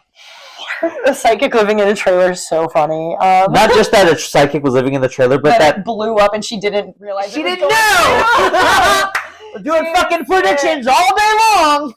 Sorry. So Hezekiah was super cool. That ended up being like our longest episode ever. But one thing that I will always remember him saying on that episode was like, if my friends are visually gifted, we argue all the time about what is actually happening. Because he was like, the reason psychics can't agree on stuff half the time amongst each other is because what your perception is a reflection of what your trauma and your past will let you see. So he was like, for me, for example, he's like, I can see things sometimes, but he's like, I had such a terrible perceived childhood in like a Bible beater church growing up that if I'm like doing a reading on someone and their guardian angel is like Michael or something, I might literally see Zeus. He's like, my brain doesn't let me see like angels. He's like, but I will see like a visual that I'm comfortable with, but I will know like this is this angel presenting to me in this way. And he compared the angels to aliens. He was like, some of my friends see aliens more than they see other stuff. And I was like, are aliens and angels all the same? Like, that was the first I even thought of it like I've heard people say both when they're on DMT, I've heard people either say I have met angels or aliens or something like that. Yeah. I just found that, like, that was the first time I even considered it like that, because we're always thinking UFOs, you know, it's this metal thing flying through the air, but it's like, what if it is something energy that's like... creatures. Yeah, that would explain why, like, why it can, like, blend in sometimes with stuff so easily, or why we can't hit it with things, or, like, whatever. Regardless of the supernatural, that's a very wise thing to think of. Your perception is colored by whatever your trauma is. Yeah, that's true in the 3D for sure. Yeah, dude, that's very real. It's very real. Yeah, dude. That's so interesting. That's so crazy. We got from guns to here. Hell yeah. You're good to talk to, Allison. This has been fun. Yeah. Yeah, dude. Oh, quick tie around back to that gun thing. Yeah, you're right, dude. I think that I understand people not wanting to have their guns taken away. I think that guns can be a lot of fun. Yeah. I've had a lot of fun with guns in my lifetime. I have, you know, up in my office, I have, you know, my targets from shooting. Right. And and I like him, dude. And my grandpa, he was the manager of the knife counter at the Bass Pro. Hilarious. And flex of a job. I have an employees only Bass Pro fanny pack, all leather, dude. That's so funny. All leather, dude. And it is a big deal for me. And in fact, actually, I had lost my original one that my papa gave me when I was a kid. And Esther, my wife, searched for days and hours to find me another one because they never sold them. So she had to track one down for me, dude. Right. That's so nice. I know, dude. Shout out to my beautiful wife. She does rock. But no, dude. I think that it is one of those things. I think that similarly, you were talking about like how your trauma colors your. I think it's one of those things that for so many people, their first introduction to guns is now violence. Yes, dude. Yeah. And it's like, and even for me, dude, I mean, look, I think of it in the same way as like we regulate things like drinking and driving, dude. You know what I mean? Dangerous stuff needs some regulation at a certain level, dude. No, I'm definitely not one of those people that I drove to Arkansas by myself for the comedy fest last weekend, and I had like multiple people be like, "You need to bring your gun," and I was like, "Okay." And I didn't end up bringing it, which like whatever, like, but like you Thank have goodness to check. You made it back. You have to, yeah, right. You have to like check all of the state laws because all of the state laws are different. Yeah. And I was shocked to find. I mean, I wasn't that shocked, but like everyone, it feels like people come to Texas and they're like, "How are you guys doing open carry here?" Oklahoma, Arkansas, and Missouri are all also open carry. Because I was going through all those places and I just had to check legally if I even was allowed to like drive my gun through there. Yes. But like that was crazy that I'm like, oh, we have a string of open carries right through here. Yeah. And I'm not like like it's crazy to me that you can like walk into Academy and just be 18. Yeah. And they run a check. I don't even know what they're doing because it comes back instantly. Yeah. I've driven for Uber. Background checks take a little while. You know what I mean? Like crazy that it's harder to get a background check on Uber, dude, than it is to get a gun. That's all I'm saying. Yeah. So it's like, I mean, I wouldn't be opposed to like a more thorough check or like a more thorough process to purchase a firearm. Like, yes, dude. I think and that's the sort of stuff. I think that there's some common sense that we have to be able to find common ground on with that sort of thing, you know. But yeah, dude. I don't know. I just, while I am always, in a funny way, always proud that whenever I go to Paris, the guy takes his hands off the wheel of the taxi and goes pew pew. That is nice, dude. I do kind of like it. Makes me feel a little tough, but because like, the main thing that Europeans know about us are the Western movies, so they think that we're still living like cowboys over here, which is honestly kind of sick. Yeah, kind of. Honestly, Loki, it's kind of like how Japan. I know there are no more samurai in Japan, right? But they're never like hateful that people are like thinking of them as samurais, dude. Yeah, I've met a couple of Japanese dudes that they're like, yeah, that's kind of like our cowboy thing. Yeah, that makes sense. And like to me too, I'm like, oh, you automatically think I'm a badass? That's cool. Yeah, dude.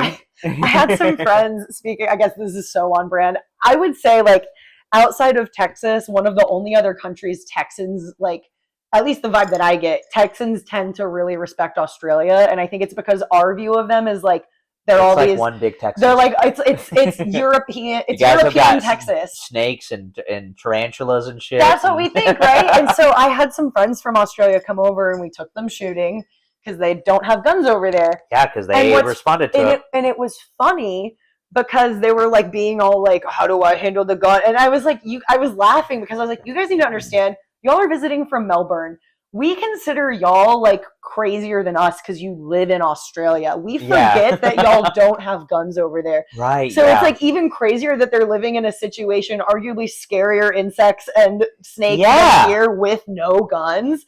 Low key, dude. And then it's even funnier. You got buds big enough to shoot with guns, dude. And then it's even funnier to see you then cower at the gun after you like stepped over this 5-foot tarantula. You know what I mean? Oh my god, right? I was like, you guys need to understand, we're scared of Australians. Like that is low key a thing that I've always thought was funny is anytime I've ever seen like somebody that's European coming to America and handling a gun for the first time, you see videos of it of like they'll be like, oh wow, this is great. oh gosh, Call of Duty, like all this, Yeah, yeah. like. But then they're always like, okay, how do I do it? And then they go, Yes. and they're like, oh yeah.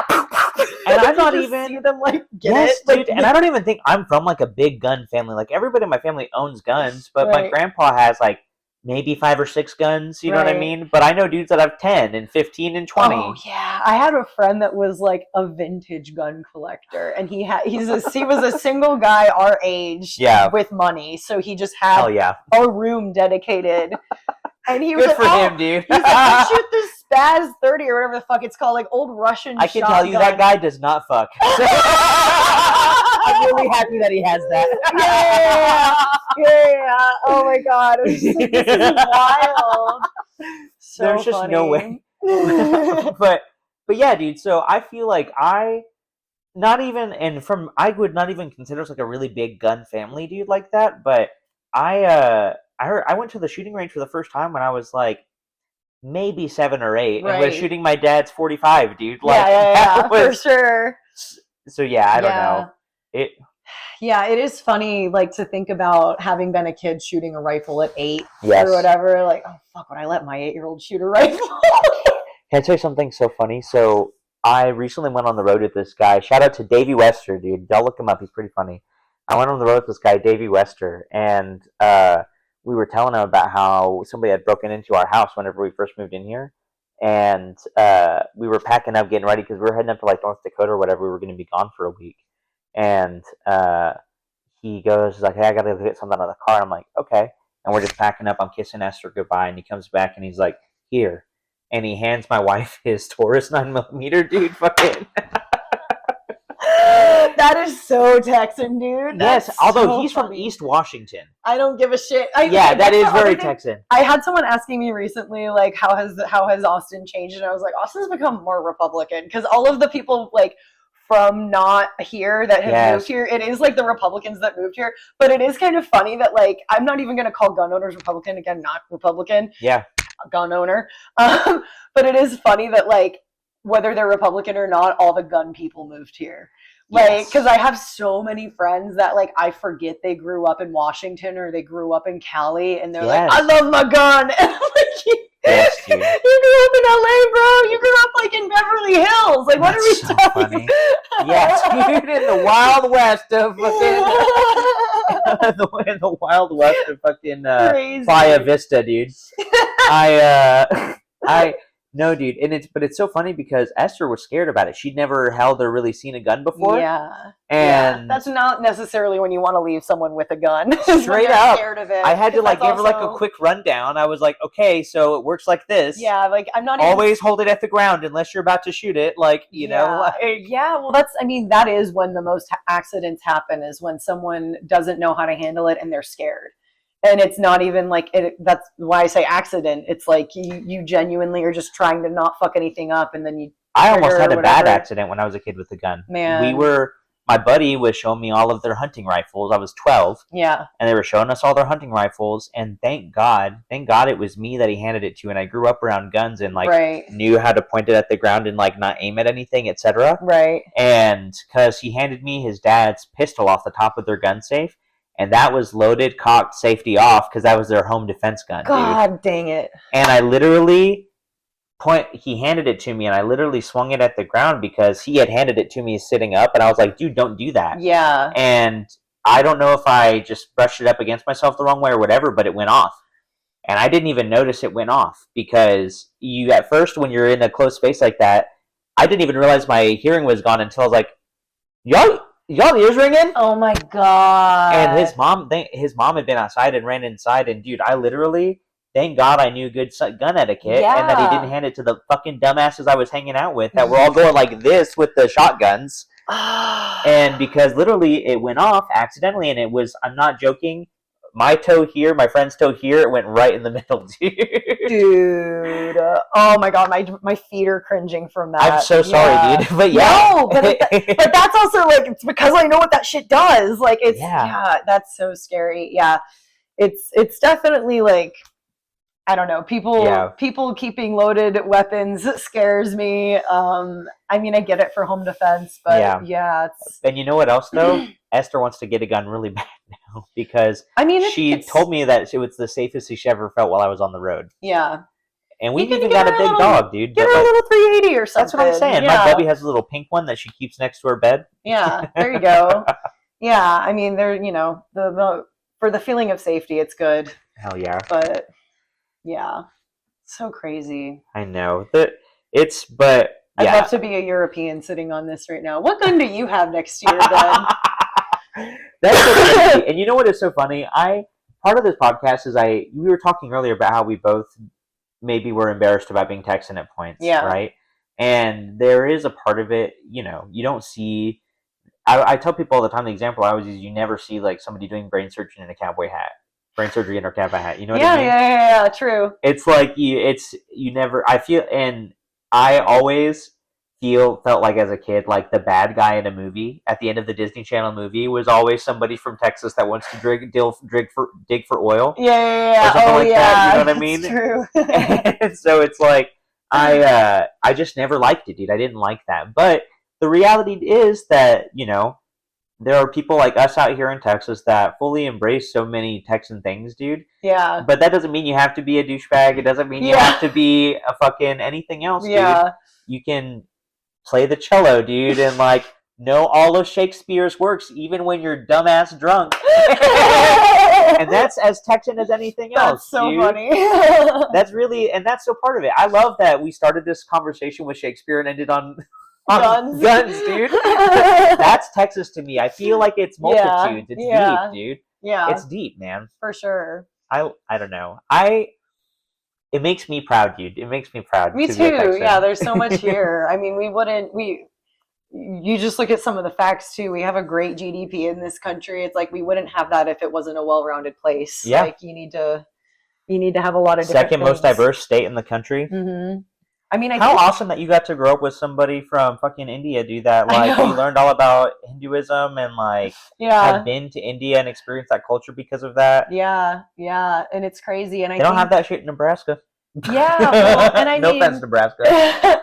Thank you, Alliance Nebraska, for having me out this year. I mean, I've done Alliance too. Love you guys. I mean, you know, that even in itself is like a whole tangent because she was one of the first like non-white families in my neighborhood, and like we talk about it sometimes now where it's like, oh yeah, it's like super mixed up there. At least like she calls it Little India in North Austin now because there are Oh, like yeah. so many, but like it's because there's companies moving here and they're good Yeah. at that type of work, and so.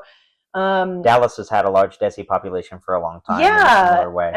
and you know, but like I think even just growing up with that, where like she was just always my friend, but like hearing her experience of like, oh, they made fun of me because you know I'm brown or whatever, and like me not understanding that as a little kid because I was like, why would they do that? You're just my friend. Like, Yeah, why does dude. that matter? And like it never made sense to me, but like it helped. I think like me understand that like that stuff exists, you know, and so. Like just it wasn't like the stereotypical like all white like thing. It was like she was my friend when I was little, and then we got to middle school and it was more mixed by then. There was like you know more culture mixed by middle school, but I think that was like one of my first understandings of like, oh no, people can actually just be bigoted because they don't like the way someone looks or sounds or whatever, and that like never made sense to me. But yeah, I'm very, very thankful for like my entire childhood. It was very mixed in a lot of different ways, I would say. Yeah, dude. Yeah. That's awesome, dude. Yeah. I love that. Yeah. Can I ask you a question? Yeah. Okay. I have a couple of deep ones after this, so we're gonna a little fluffer here, little marshmallow of a question for you. What would it take for you? How many beers? What situation? What would it take for you to unironically say yeehaw? Oh God, I don't think I've ever unironically said yeehaw. Me either. I don't think I've ever unironically said it. I've said it ironically quite a few times. But, Yeah. But do you think that there is a point that your Texas pride would ever just well up so big? I would literally probably have to be like blackout drunk on a bowl in a bar or something. Or actually, no, you know what? I bet the closest I've ever been to yelling yeehaw, even sober, was two-stepping. I think I get a hooey out quite a lot. That's funny. Woo is a real one for me. I go, it feels woo! good. I just go, woo. woo! But the closest I've ever been to yeehaw was probably two-stepping with Uncle Laser. He is an amazing two-stepper, and he will throw and flip you and like do all that stuff. Wow, so that's awesome. He like did a leg toss thing for me one time, and then like you know, whatever. It was just, he's a really fun person to dance with. So like I love two-stepping too. So like anyone that is like a really good two-step lead, I'm always like, yeah, you Texas. Me and Esther go out two-stepping a lot, but we end up half-stepping more than we two-step because Esther much prefers to do the tricks than she does to get the footwork right. Exactly, same. Yeah, I mean, yeah. She just wants me to spin her around, let her feel pretty. I call it two-stepping, but yeah, the swing, the Texas swing is like much more. Yeah. I love that. I never actually told you what my favorite thing about Texas is. Oh my God, yeah, hit me with that, And I do think that it is just that you can find everything here. Like, I know our mountains maybe aren't anything to like look at, but like we do still have really cool canyons and some mountains. Before. They're nice. Yeah, so it's like they're just fine. like we have a little bit of everything geographically and people wise. So I do just like that it's that we like really could be our own country if we wanted to be. For real. I do also love that about Texas. I think that it is so uniquely that. It is so uniquely self-sufficient. I don't know.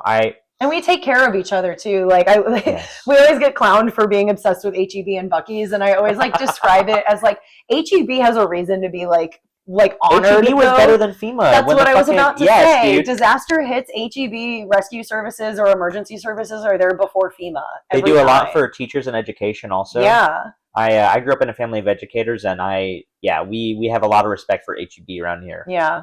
Plus, I'll tell anybody every fucking day of the week. The HEB Doritos. Hey, HEB, if you want to send me some Doritos.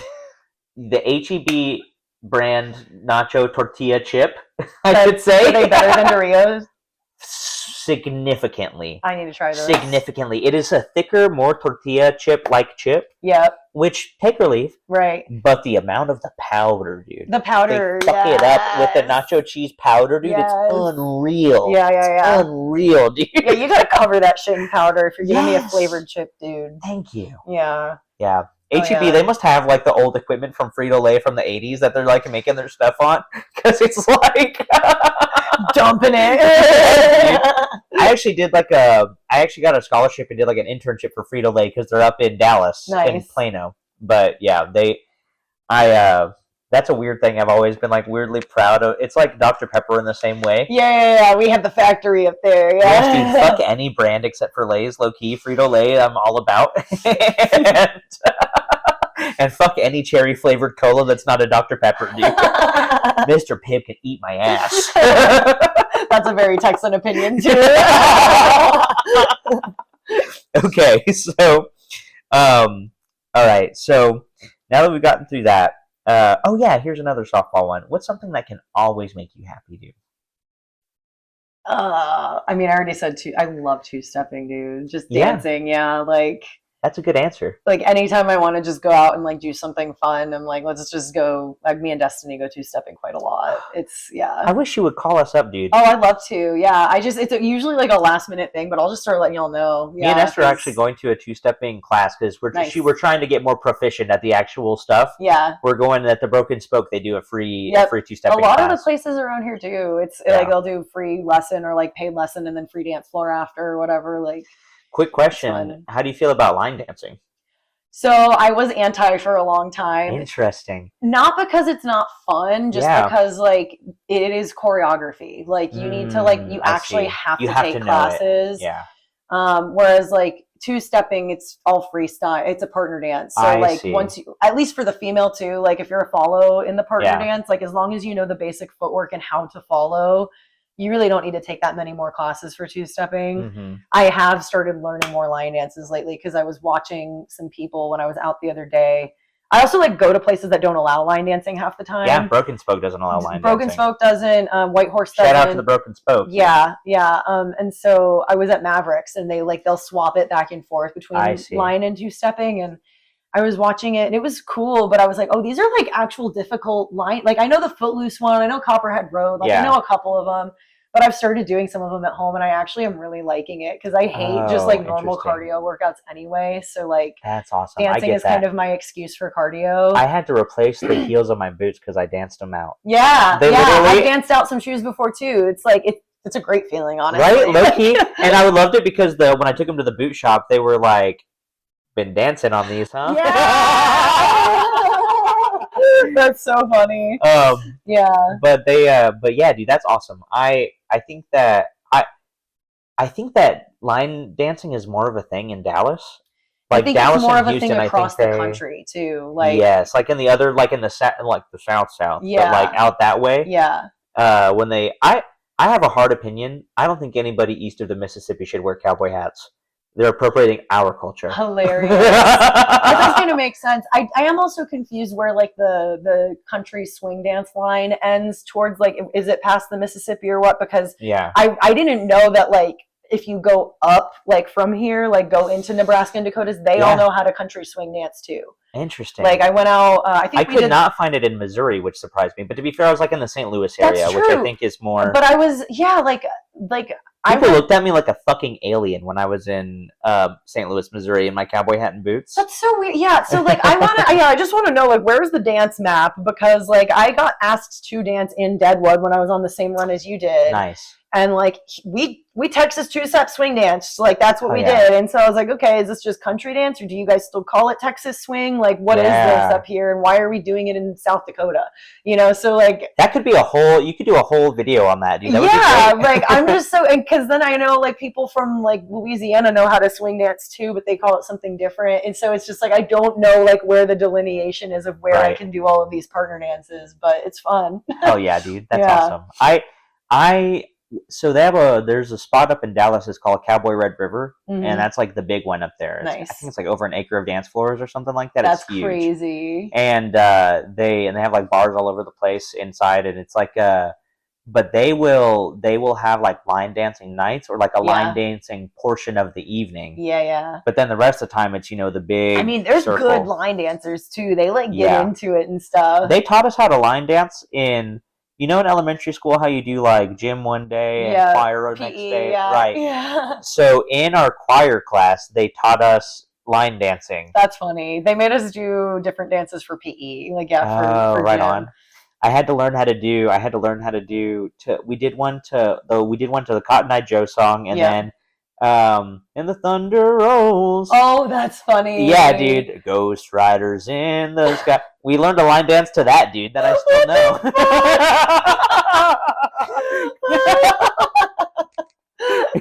That's so funny. But Man. So we talked about this a little bit on it earlier about like, religion and things like that. So this is a question, and it doesn't have to be what you think happens. But if you got to choose, like let's say God just gave you like a big chart and he's like, here's all the options, pick one, here's the menu. Oh, man. What would you want your afterlife to be? What is your ideal afterlife situation? I mean, obviously like those I care about, like those people I love, I'd love to have like around in that afterlife. So classic heaven? I like classic heaven. I think, but like, I feel like maybe that question also just turns in like, what is your ideal heaven? Like, what does it include? Like, I like the idea of classic heaven, but I like adventure stuff. Like I love traveling and I love road tripping because I just get to look at all these things that I've never seen before. And so like, just like some element of like adventure or even like whimsy, where it's like, that's so interesting. If I'm looking and I just get to see all of these like beautiful things, like I just want to feel like it's this beautiful, peaceful place, and like I'm surrounded by the people that I love, or like Can I tell you what? I love. All the people that I love, I feel like I've gotten in plenty of arguments with. I don't know if I want to hang out with them for eternity. That's my big argument against classic heaven. That's fair. I don't know. I mean, it just depends on how much autonomy it is. I guess like an eternity of bliss is nice. Yeah, I mean, I think I'm looking at it in the sense of like we don't really have things to argue about anymore if we're up there and we're chilling. So like you just get to be like, because I'm also like I feel like I try to be nice to everyone, and like there's a lot of people that I would say I'm like friends or friendly acquaintances with. Like I know a lot of people, but like my actual tribe is like not very big, and like the people that I feel that I can like call in a time of need, or the people that I can call to vent, like it's kind of a short list of like very close people. So it also feels like if you're close to me in this life, then it's probably a pretty good vibe, and we don't like actually argue that much, like even if we disagree on things. But yeah, I like classic heaven. I really like nature, like the nature element of it too. Like You know, it would be super sick to see just like beautiful flowers and just bright lights. And one of the closest things I've ever been to what I would describe heaven on earth was I got to go on this road trip in Costa Rica with a friend a few years ago, and we ended up on this beach that was close to abandoned. Like the only parking spot to get to the campsite we were at was 7 miles from the campsite, and you had to either have like a really crazy off-road vehicle or hike to get to it. And we were hiking to get to it, and we got picked up luckily by someone else that took us the rest of the way, like 2 miles in. But it was a secluded beach. And once you're on the beach, wherever that campsite was, it was like a mile this way, a mile that way, just straight beach. And the waves felt like it hit all at the same time, all along the whole thing. And we went on a walk at night one night, and it was just Milky Way stars, like new moon. You could see all of the stars, and it was so dark out there because we weren't near any cities. And as we're walking on the beach, it starts lighting up because of the plankton. And we had, that's crazy. And so it just felt like we were walking like in the stars, and like that was like, that's one of the moments that I think about a lot. Just like, I love just being able to like admire everything around you and see how pretty everything is. That's real, man. Yeah. That's one of my favorite parts about traveling. Yeah. I'm greedy for new things to show my eyes. Yeah. No, I agree with that. That's why I like a road trip, but I try to act like that when I'm here too. Like, because there are so many cool things in Austin, and the city is changing a lot. And this is a beautiful part of the world to be in, in the hill country in central Texas here. Yeah. I thought that Texas low-key was ugly and kind of sucked being from Dallas. Yeah. Because there's not really... Even before it was cities, they mowed everything down to be cotton fields before. So there's not really that beautiful nature aspect of Texas up there. Yeah. But coming down here, I really fell in love. My parents had a house in the north of San Antonio near Bernie in the hill country up there. I was just going to say Bernie. Yeah, it's so pretty up there. Yes, dude. And that really like changed I stayed with them for like 4 months during the pandemic. Mm-hmm. And dude, being out there, just like seeing the deer in the morning. That is one of my favorite things about when people come specifically to Austin is like, I didn't know Texas had this many plants, or like, I didn't know Texas, they call it lush half the time. Cause I think people think they're coming into a desert when they come to Texas. Yes. And it's like, which for sure, that's part desert. of it. You have to drive like 4 hours more west of here. Yeah, people don't live in the desert part. We're literally in the transition from coastal to desert. We're in the perfect temperate like region here. People don't realize I saw this map one time of all of they consider like the best like weather places to live in the country, and what they measure it is like number of days where the temperature is between 65 and 85 degrees. We're not getting that. Well, believe it or not, right now, Texas is one of the highest. There's like over half of the year it is between Panhandle 65 and 85 degrees. Yeah. Because there is, for sure it gets warm. Yeah. But it doesn't get very cold is the thing. So we have a very nice temperate winter for most people. Yeah. Although I hate it that it's like we're halfway to Halloween through October. And I'm dressed like this? Yes, dude. I literally had to change pants after walking my dog this morning. I was like, my ass is so sweaty. I need to change. Forget just my underwear, dog. I need a new pair of pants. Yeah, everything. I sweat through denim. There's a reason why I mostly wear black and like dark, especially on stage, dude. Oh, oh my God. That's why I layer up the shirts all the time, just because I'll pit up there bad, dude. The pits. And I sweat on stage. I'm up there working because I move a lot when I'm on stage. Yeah. And it's hot lights. The stage light, it's the stage lights mixed with just like the not anxiety, but like even the excitement of being on stage. Yes. You know, everyone's eyes on you. Like it's I never feel nervous when I'm on the stage talking. Yeah, you have to get yourself on the stage though. That is when I feel nervous, dude. Yeah. Hell yeah, dude. I liked your answer about your ideal afterlife. I think that's good, dude. Yeah. I think that, I wish I had so much peace that I could look forward to just hanging out forever. I tell people all the time, I'm like, I think I would, if I got the option, choose reincarnation, just because I don't want the party to be over, dude. Yeah, I'm not opposed to that either. Like, I think I think the idea of reincarnation is super interesting, and like, you know, like you said, the kind of the Hindu ideals of, you know, we're all one human spirit or something. Can I tell you the bummer about reincarnation, though? How many times do you have to do mosquito? Yeah, right. Yeah. How many times do you have to get slapped? That also has given me, has released, you know how we were talking about the anxiety you feel about killing things? Yeah. I stress about killing ants low-key because they are, I think, complex societies. Yeah. They have a role. They have a mission, But dude. you're like, no, I'm just helping you evolve. Yeah, dude. With a mosquito, it's like, on the next one, you got to do this 10 trillion more times. Man, for real, though. Gotta go suck on some dinosaurs next. Fucking. I do love, man, that's like a whole other tangent that we shouldn't get into, but I do love the idea of like you could also reincarnate in a different time that's before this. Yeah. But like you're a further evolved soul. Like Yeah. I love thinking about eternity in the sense of like, oh, time is eternity too, and like you can go either way, and like space. What if is we're all eternity. working backwards to the Buddha? One of my friends like genuinely is like time moves backwards. Like we are actually like devolving right now, and he genuinely believes that. And I find that just so fascinating because it does feel like we have forgotten a lot of things as a society. That is very interesting, dude. It's like we've become super evolved in one way, but then it's like we don't know how to talk to one another in person anymore. Yeah, dude, that's real. Yeah. We've been having such a hard time today. I know. Yeah, I know, right? Can I ask you one more deep question, dude? Yeah. Okay, so this stems from, shout out to my mom. This stems from a time when I was 10 years old, and I cried to my mom for an hour because I felt like I did not have any talents. Okay. And as I now literally make my livelihood off of my talents, I think all the time that I wish I could have gone back to myself and told him that. Right. If you had 5 words to give some advice, to say anything to your 10-year-old self, what would you say?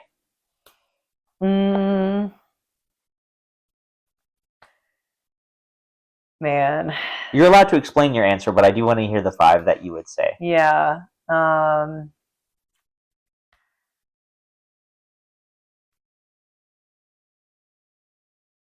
to think of how to make this a succinct statement. You got this.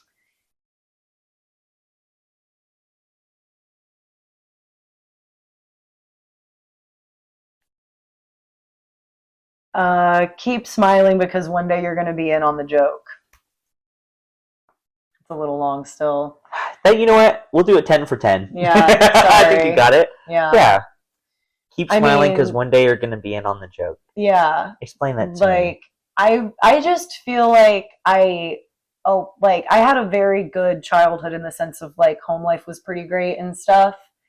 And I didn't even feel like I had friends in school and everything, but middle school was definitely very rough, like in the sense of like I had terrible acne all of middle and high school. Oh no. You have such beautiful skin now. Thank you. Well, I mean, it makes me sound kind of crazy, but like one of the big triggers I think was that I'm insensitive to gluten, and like we didn't know that. Like, and so if you're allergic to milk, it does the same thing. So it's like as soon as I stopped eating gluten, the acne went away.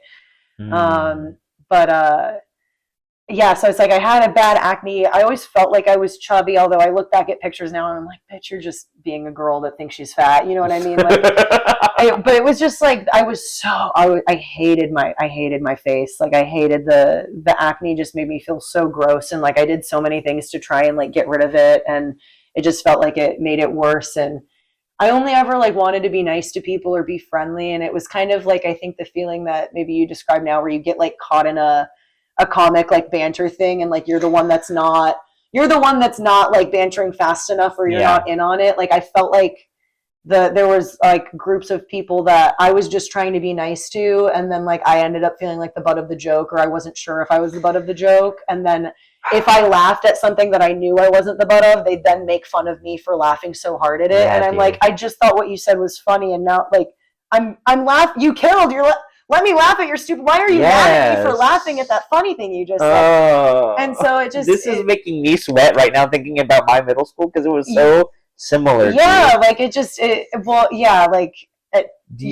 said something before we started the podcast too, where you were like, sometimes I'm so nice that people think it's flirting, and it's like I'm just trying to be nice to people, and I've run into problems with men before where it's like, for whatever reason, he doesn't get a lot of women being nice to him. And so just because I'm willing to have a nice conversation, he thinks I have a crush on him. And it's like, no, I literally was just talking to you because people talk to each other. But yeah, so I've just always operated very much from like treat people how you want to be treated. Like that was just drilled so heavy into my head growing up. Like I was raised Christian and my family's Christian, Lutheran and stuff. But like the number one rule was like, love is God, God is love. That was like the angle. It was never like a very guilty thing. Like it was never a fire and brimstone type situation. Oh man, so, they like, got me with that. I wish I'm jealous of Christians that don't have that form of the anxiety. I think I would have. Even just now when they were talking about another rapture, yeah, it was like straight back to like my trauma of like asking for forgiveness a bunch before bed in case I get raptured in my sleep. Yeah, no, I mean that was interesting for me to see too. But like, yeah, I'm so thankful about that all the time. That it was more on like the heavy on the love, low on the punishment style of Christianity. I think that's a healthier version of it that Jesus would have liked better. It makes me understand more why I don't have church trauma like a lot of people do, because I hear like, even the Catholic guilt is a joke for a reason. Like if I got in trouble when I was a kid, it was more of a guilt thing. It wasn't like it wasn't like I got hit or anything. It was like I'm disappointed in you. Wow. But like your parents are from New York. Yeah. Sorry. Yeah, very New York. Very New York. But yeah, so yeah, getting back to just like the childhood thing, I felt like all I ever did was just try to be nice to everyone. And sometimes I ended up like being the butt of a joke that I wasn't even trying to be in on necessarily. And I was just sitting there like, I'm just trying to hype you guys up. Why are you being mean to me? No joke, dude. That's so real. That's so real. I had that same group of guys that I almost shot somebody's toes off with. I was that guy in the group. Yeah. And it was one of those things that like I knew that these were like the cooler guys, and so there was like an elitist thing of like I just getting to be around them. Yeah. You know what I mean? I wish so badly. My brother is a king of not giving a fuck about what anybody thinks about him. Yeah. And he was always a nerdy kid, a weird kid. He in a place where we were in a part of Texas where it wasn't that cool to be out and gay at the time. Right. And he was friends with all the gay guys in the theater thing, and he just has always been somebody who does his own thing. Yeah. And thrives in that. Dude. Yeah. And as an adult, he was so cringy to me back then. But now I realize how I was the cringy one, dude, because I gave too much of a shit. Yeah. I wish that I had just gone and found people that were nice to me. Yeah. Instead of trying so hard to make these other guys like me, dude. Yeah, that's true. I mean, I definitely had I had a newbie. I had another friend, Becca, that I'm still really close with, who lives here too. Like those were kind of the two girls that I was always really close with. And like, I just remember like being upset about some of the mean girls in school. And I wasn't even in on most of the drama, but I just would get upset about like, boys don't like me or whatever, and just things like that. And my mom was just so good about being like, you're in middle school, it's okay, it's going to get easier. And like, what the mean girls are saying doesn't matter. You have friends that matter. And like, she just was really good about reminding me it was quality over quantity too. Like, you can be nice to everyone, but like your close friend, you don't need 50 close friends. Like, it's, I really appreciated that. Your mom sounds like a cool lady, dude. Oh yeah, she's the greatest. Yeah, she's super sweet. I have always been. I love that, dude. My mom really does have 50 close friends in a way that, well, in one way she has like 2 really best friends, and both of them ended up being godmothers for me and my brother. There you go. But other than that, it's like she is somebody that can be best friends with somebody. Be friends with anyone, probably. In the first 10 seconds of meeting them. Yeah.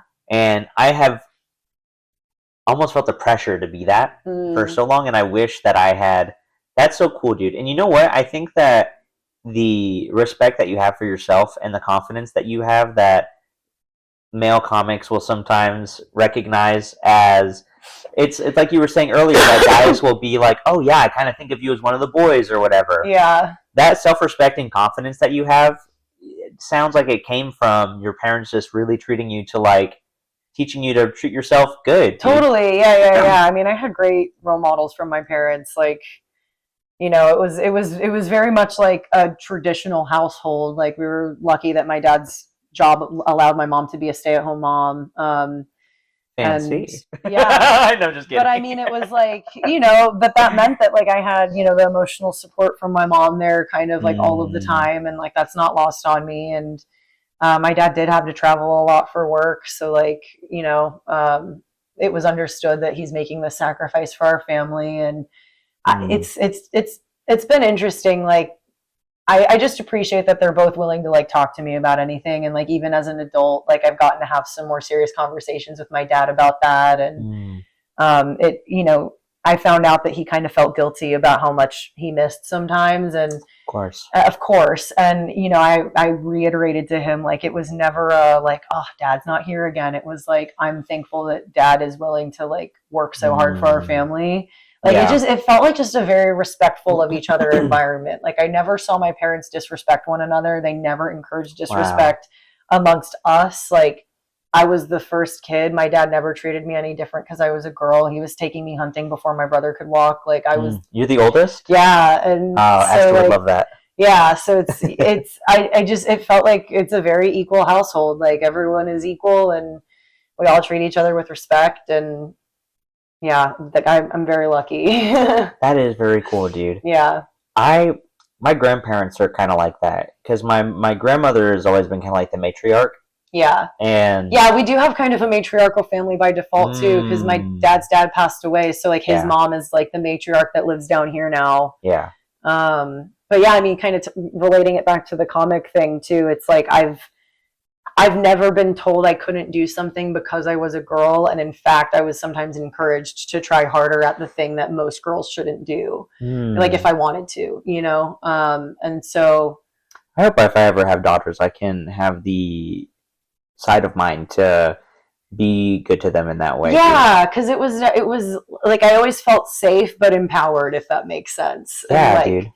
That's a really like healthy place for a girl to like grow up in. And yeah, now sometimes it's like, I think because I assume people are going to treat me with a certain level of respect, they just have to, which is like kind of interesting. Like, it really is like that, dude. That's so real. I feel silly that at 28 years old, I am just now learning that I have to not demand respect from people as much as that people will respond to the respect I give myself. Yes, it is that. It really is that. Like, yeah. I mean, we're in comedy, people are going to like troll you. I get picked on all the time for sure. For doing, fitness stuff or like not being able to eat gluten or whatever, like the healthier choices that I make. Right. Because we're all a bunch of fat shit assholes. But it's also just like, but at the end of the day, like you guys do respect me for doing those things. And like, oftentimes like, people who make fun of you for that end up asking for help with it later. And so it's like, I don't really give a shit. Like for me, it's like if I'm living according to goals that I've set for myself and I'm living in integrity with like what I know makes me feel good, what's good for me, I don't really care if you pick on me for it. Cause like, okay, like you disagree with that, but I like it. So that's fine. Like you're going to pick, like I did Poke the Bear and half of the roasts were about how jacked I looked on stage. And I was like, you're trying to make the fact that I look good a bad thing? Like, fuck all the way off. What are we doing right now? That's so funny. I had a similar experience on Banana Phone where they kept trying to tell me that I looked like a mystical dwarf guy. They were like, you look magical, dude. You look like a wizard or something. You're saying, like, so I have lush hair? Literally, I'm like, dude, that's what I'm going for, kind of. Yeah. I did Kill Tony last week, and Tony was trying to roast me about my appearance, and he was like, your vibe is like Matthew McConaughey mixed with Action Bronson. And I'm like, that's such a high compliment, dude. That's a great, yeah. Those sound like two of the coolest guys I know. Crazy. I think that's so real, man. I'm so grateful. Look at us. Just a couple of kids that had a hard time in middle school. Becoming self-actualized, dude. There you go. Man, Allie, it's been so good. Allison Wojtowecz, right? Rich. Fuck. Wojtowecz. Yeah. Yeah, dude. I'll speak Spanish and French at you, but Polish will knock my teeth out, dude. I tried. It is such a difficult language. Yeah. Dude, thank you so much for coming on. Thank you. This was great. Yeah. Awesome, dude.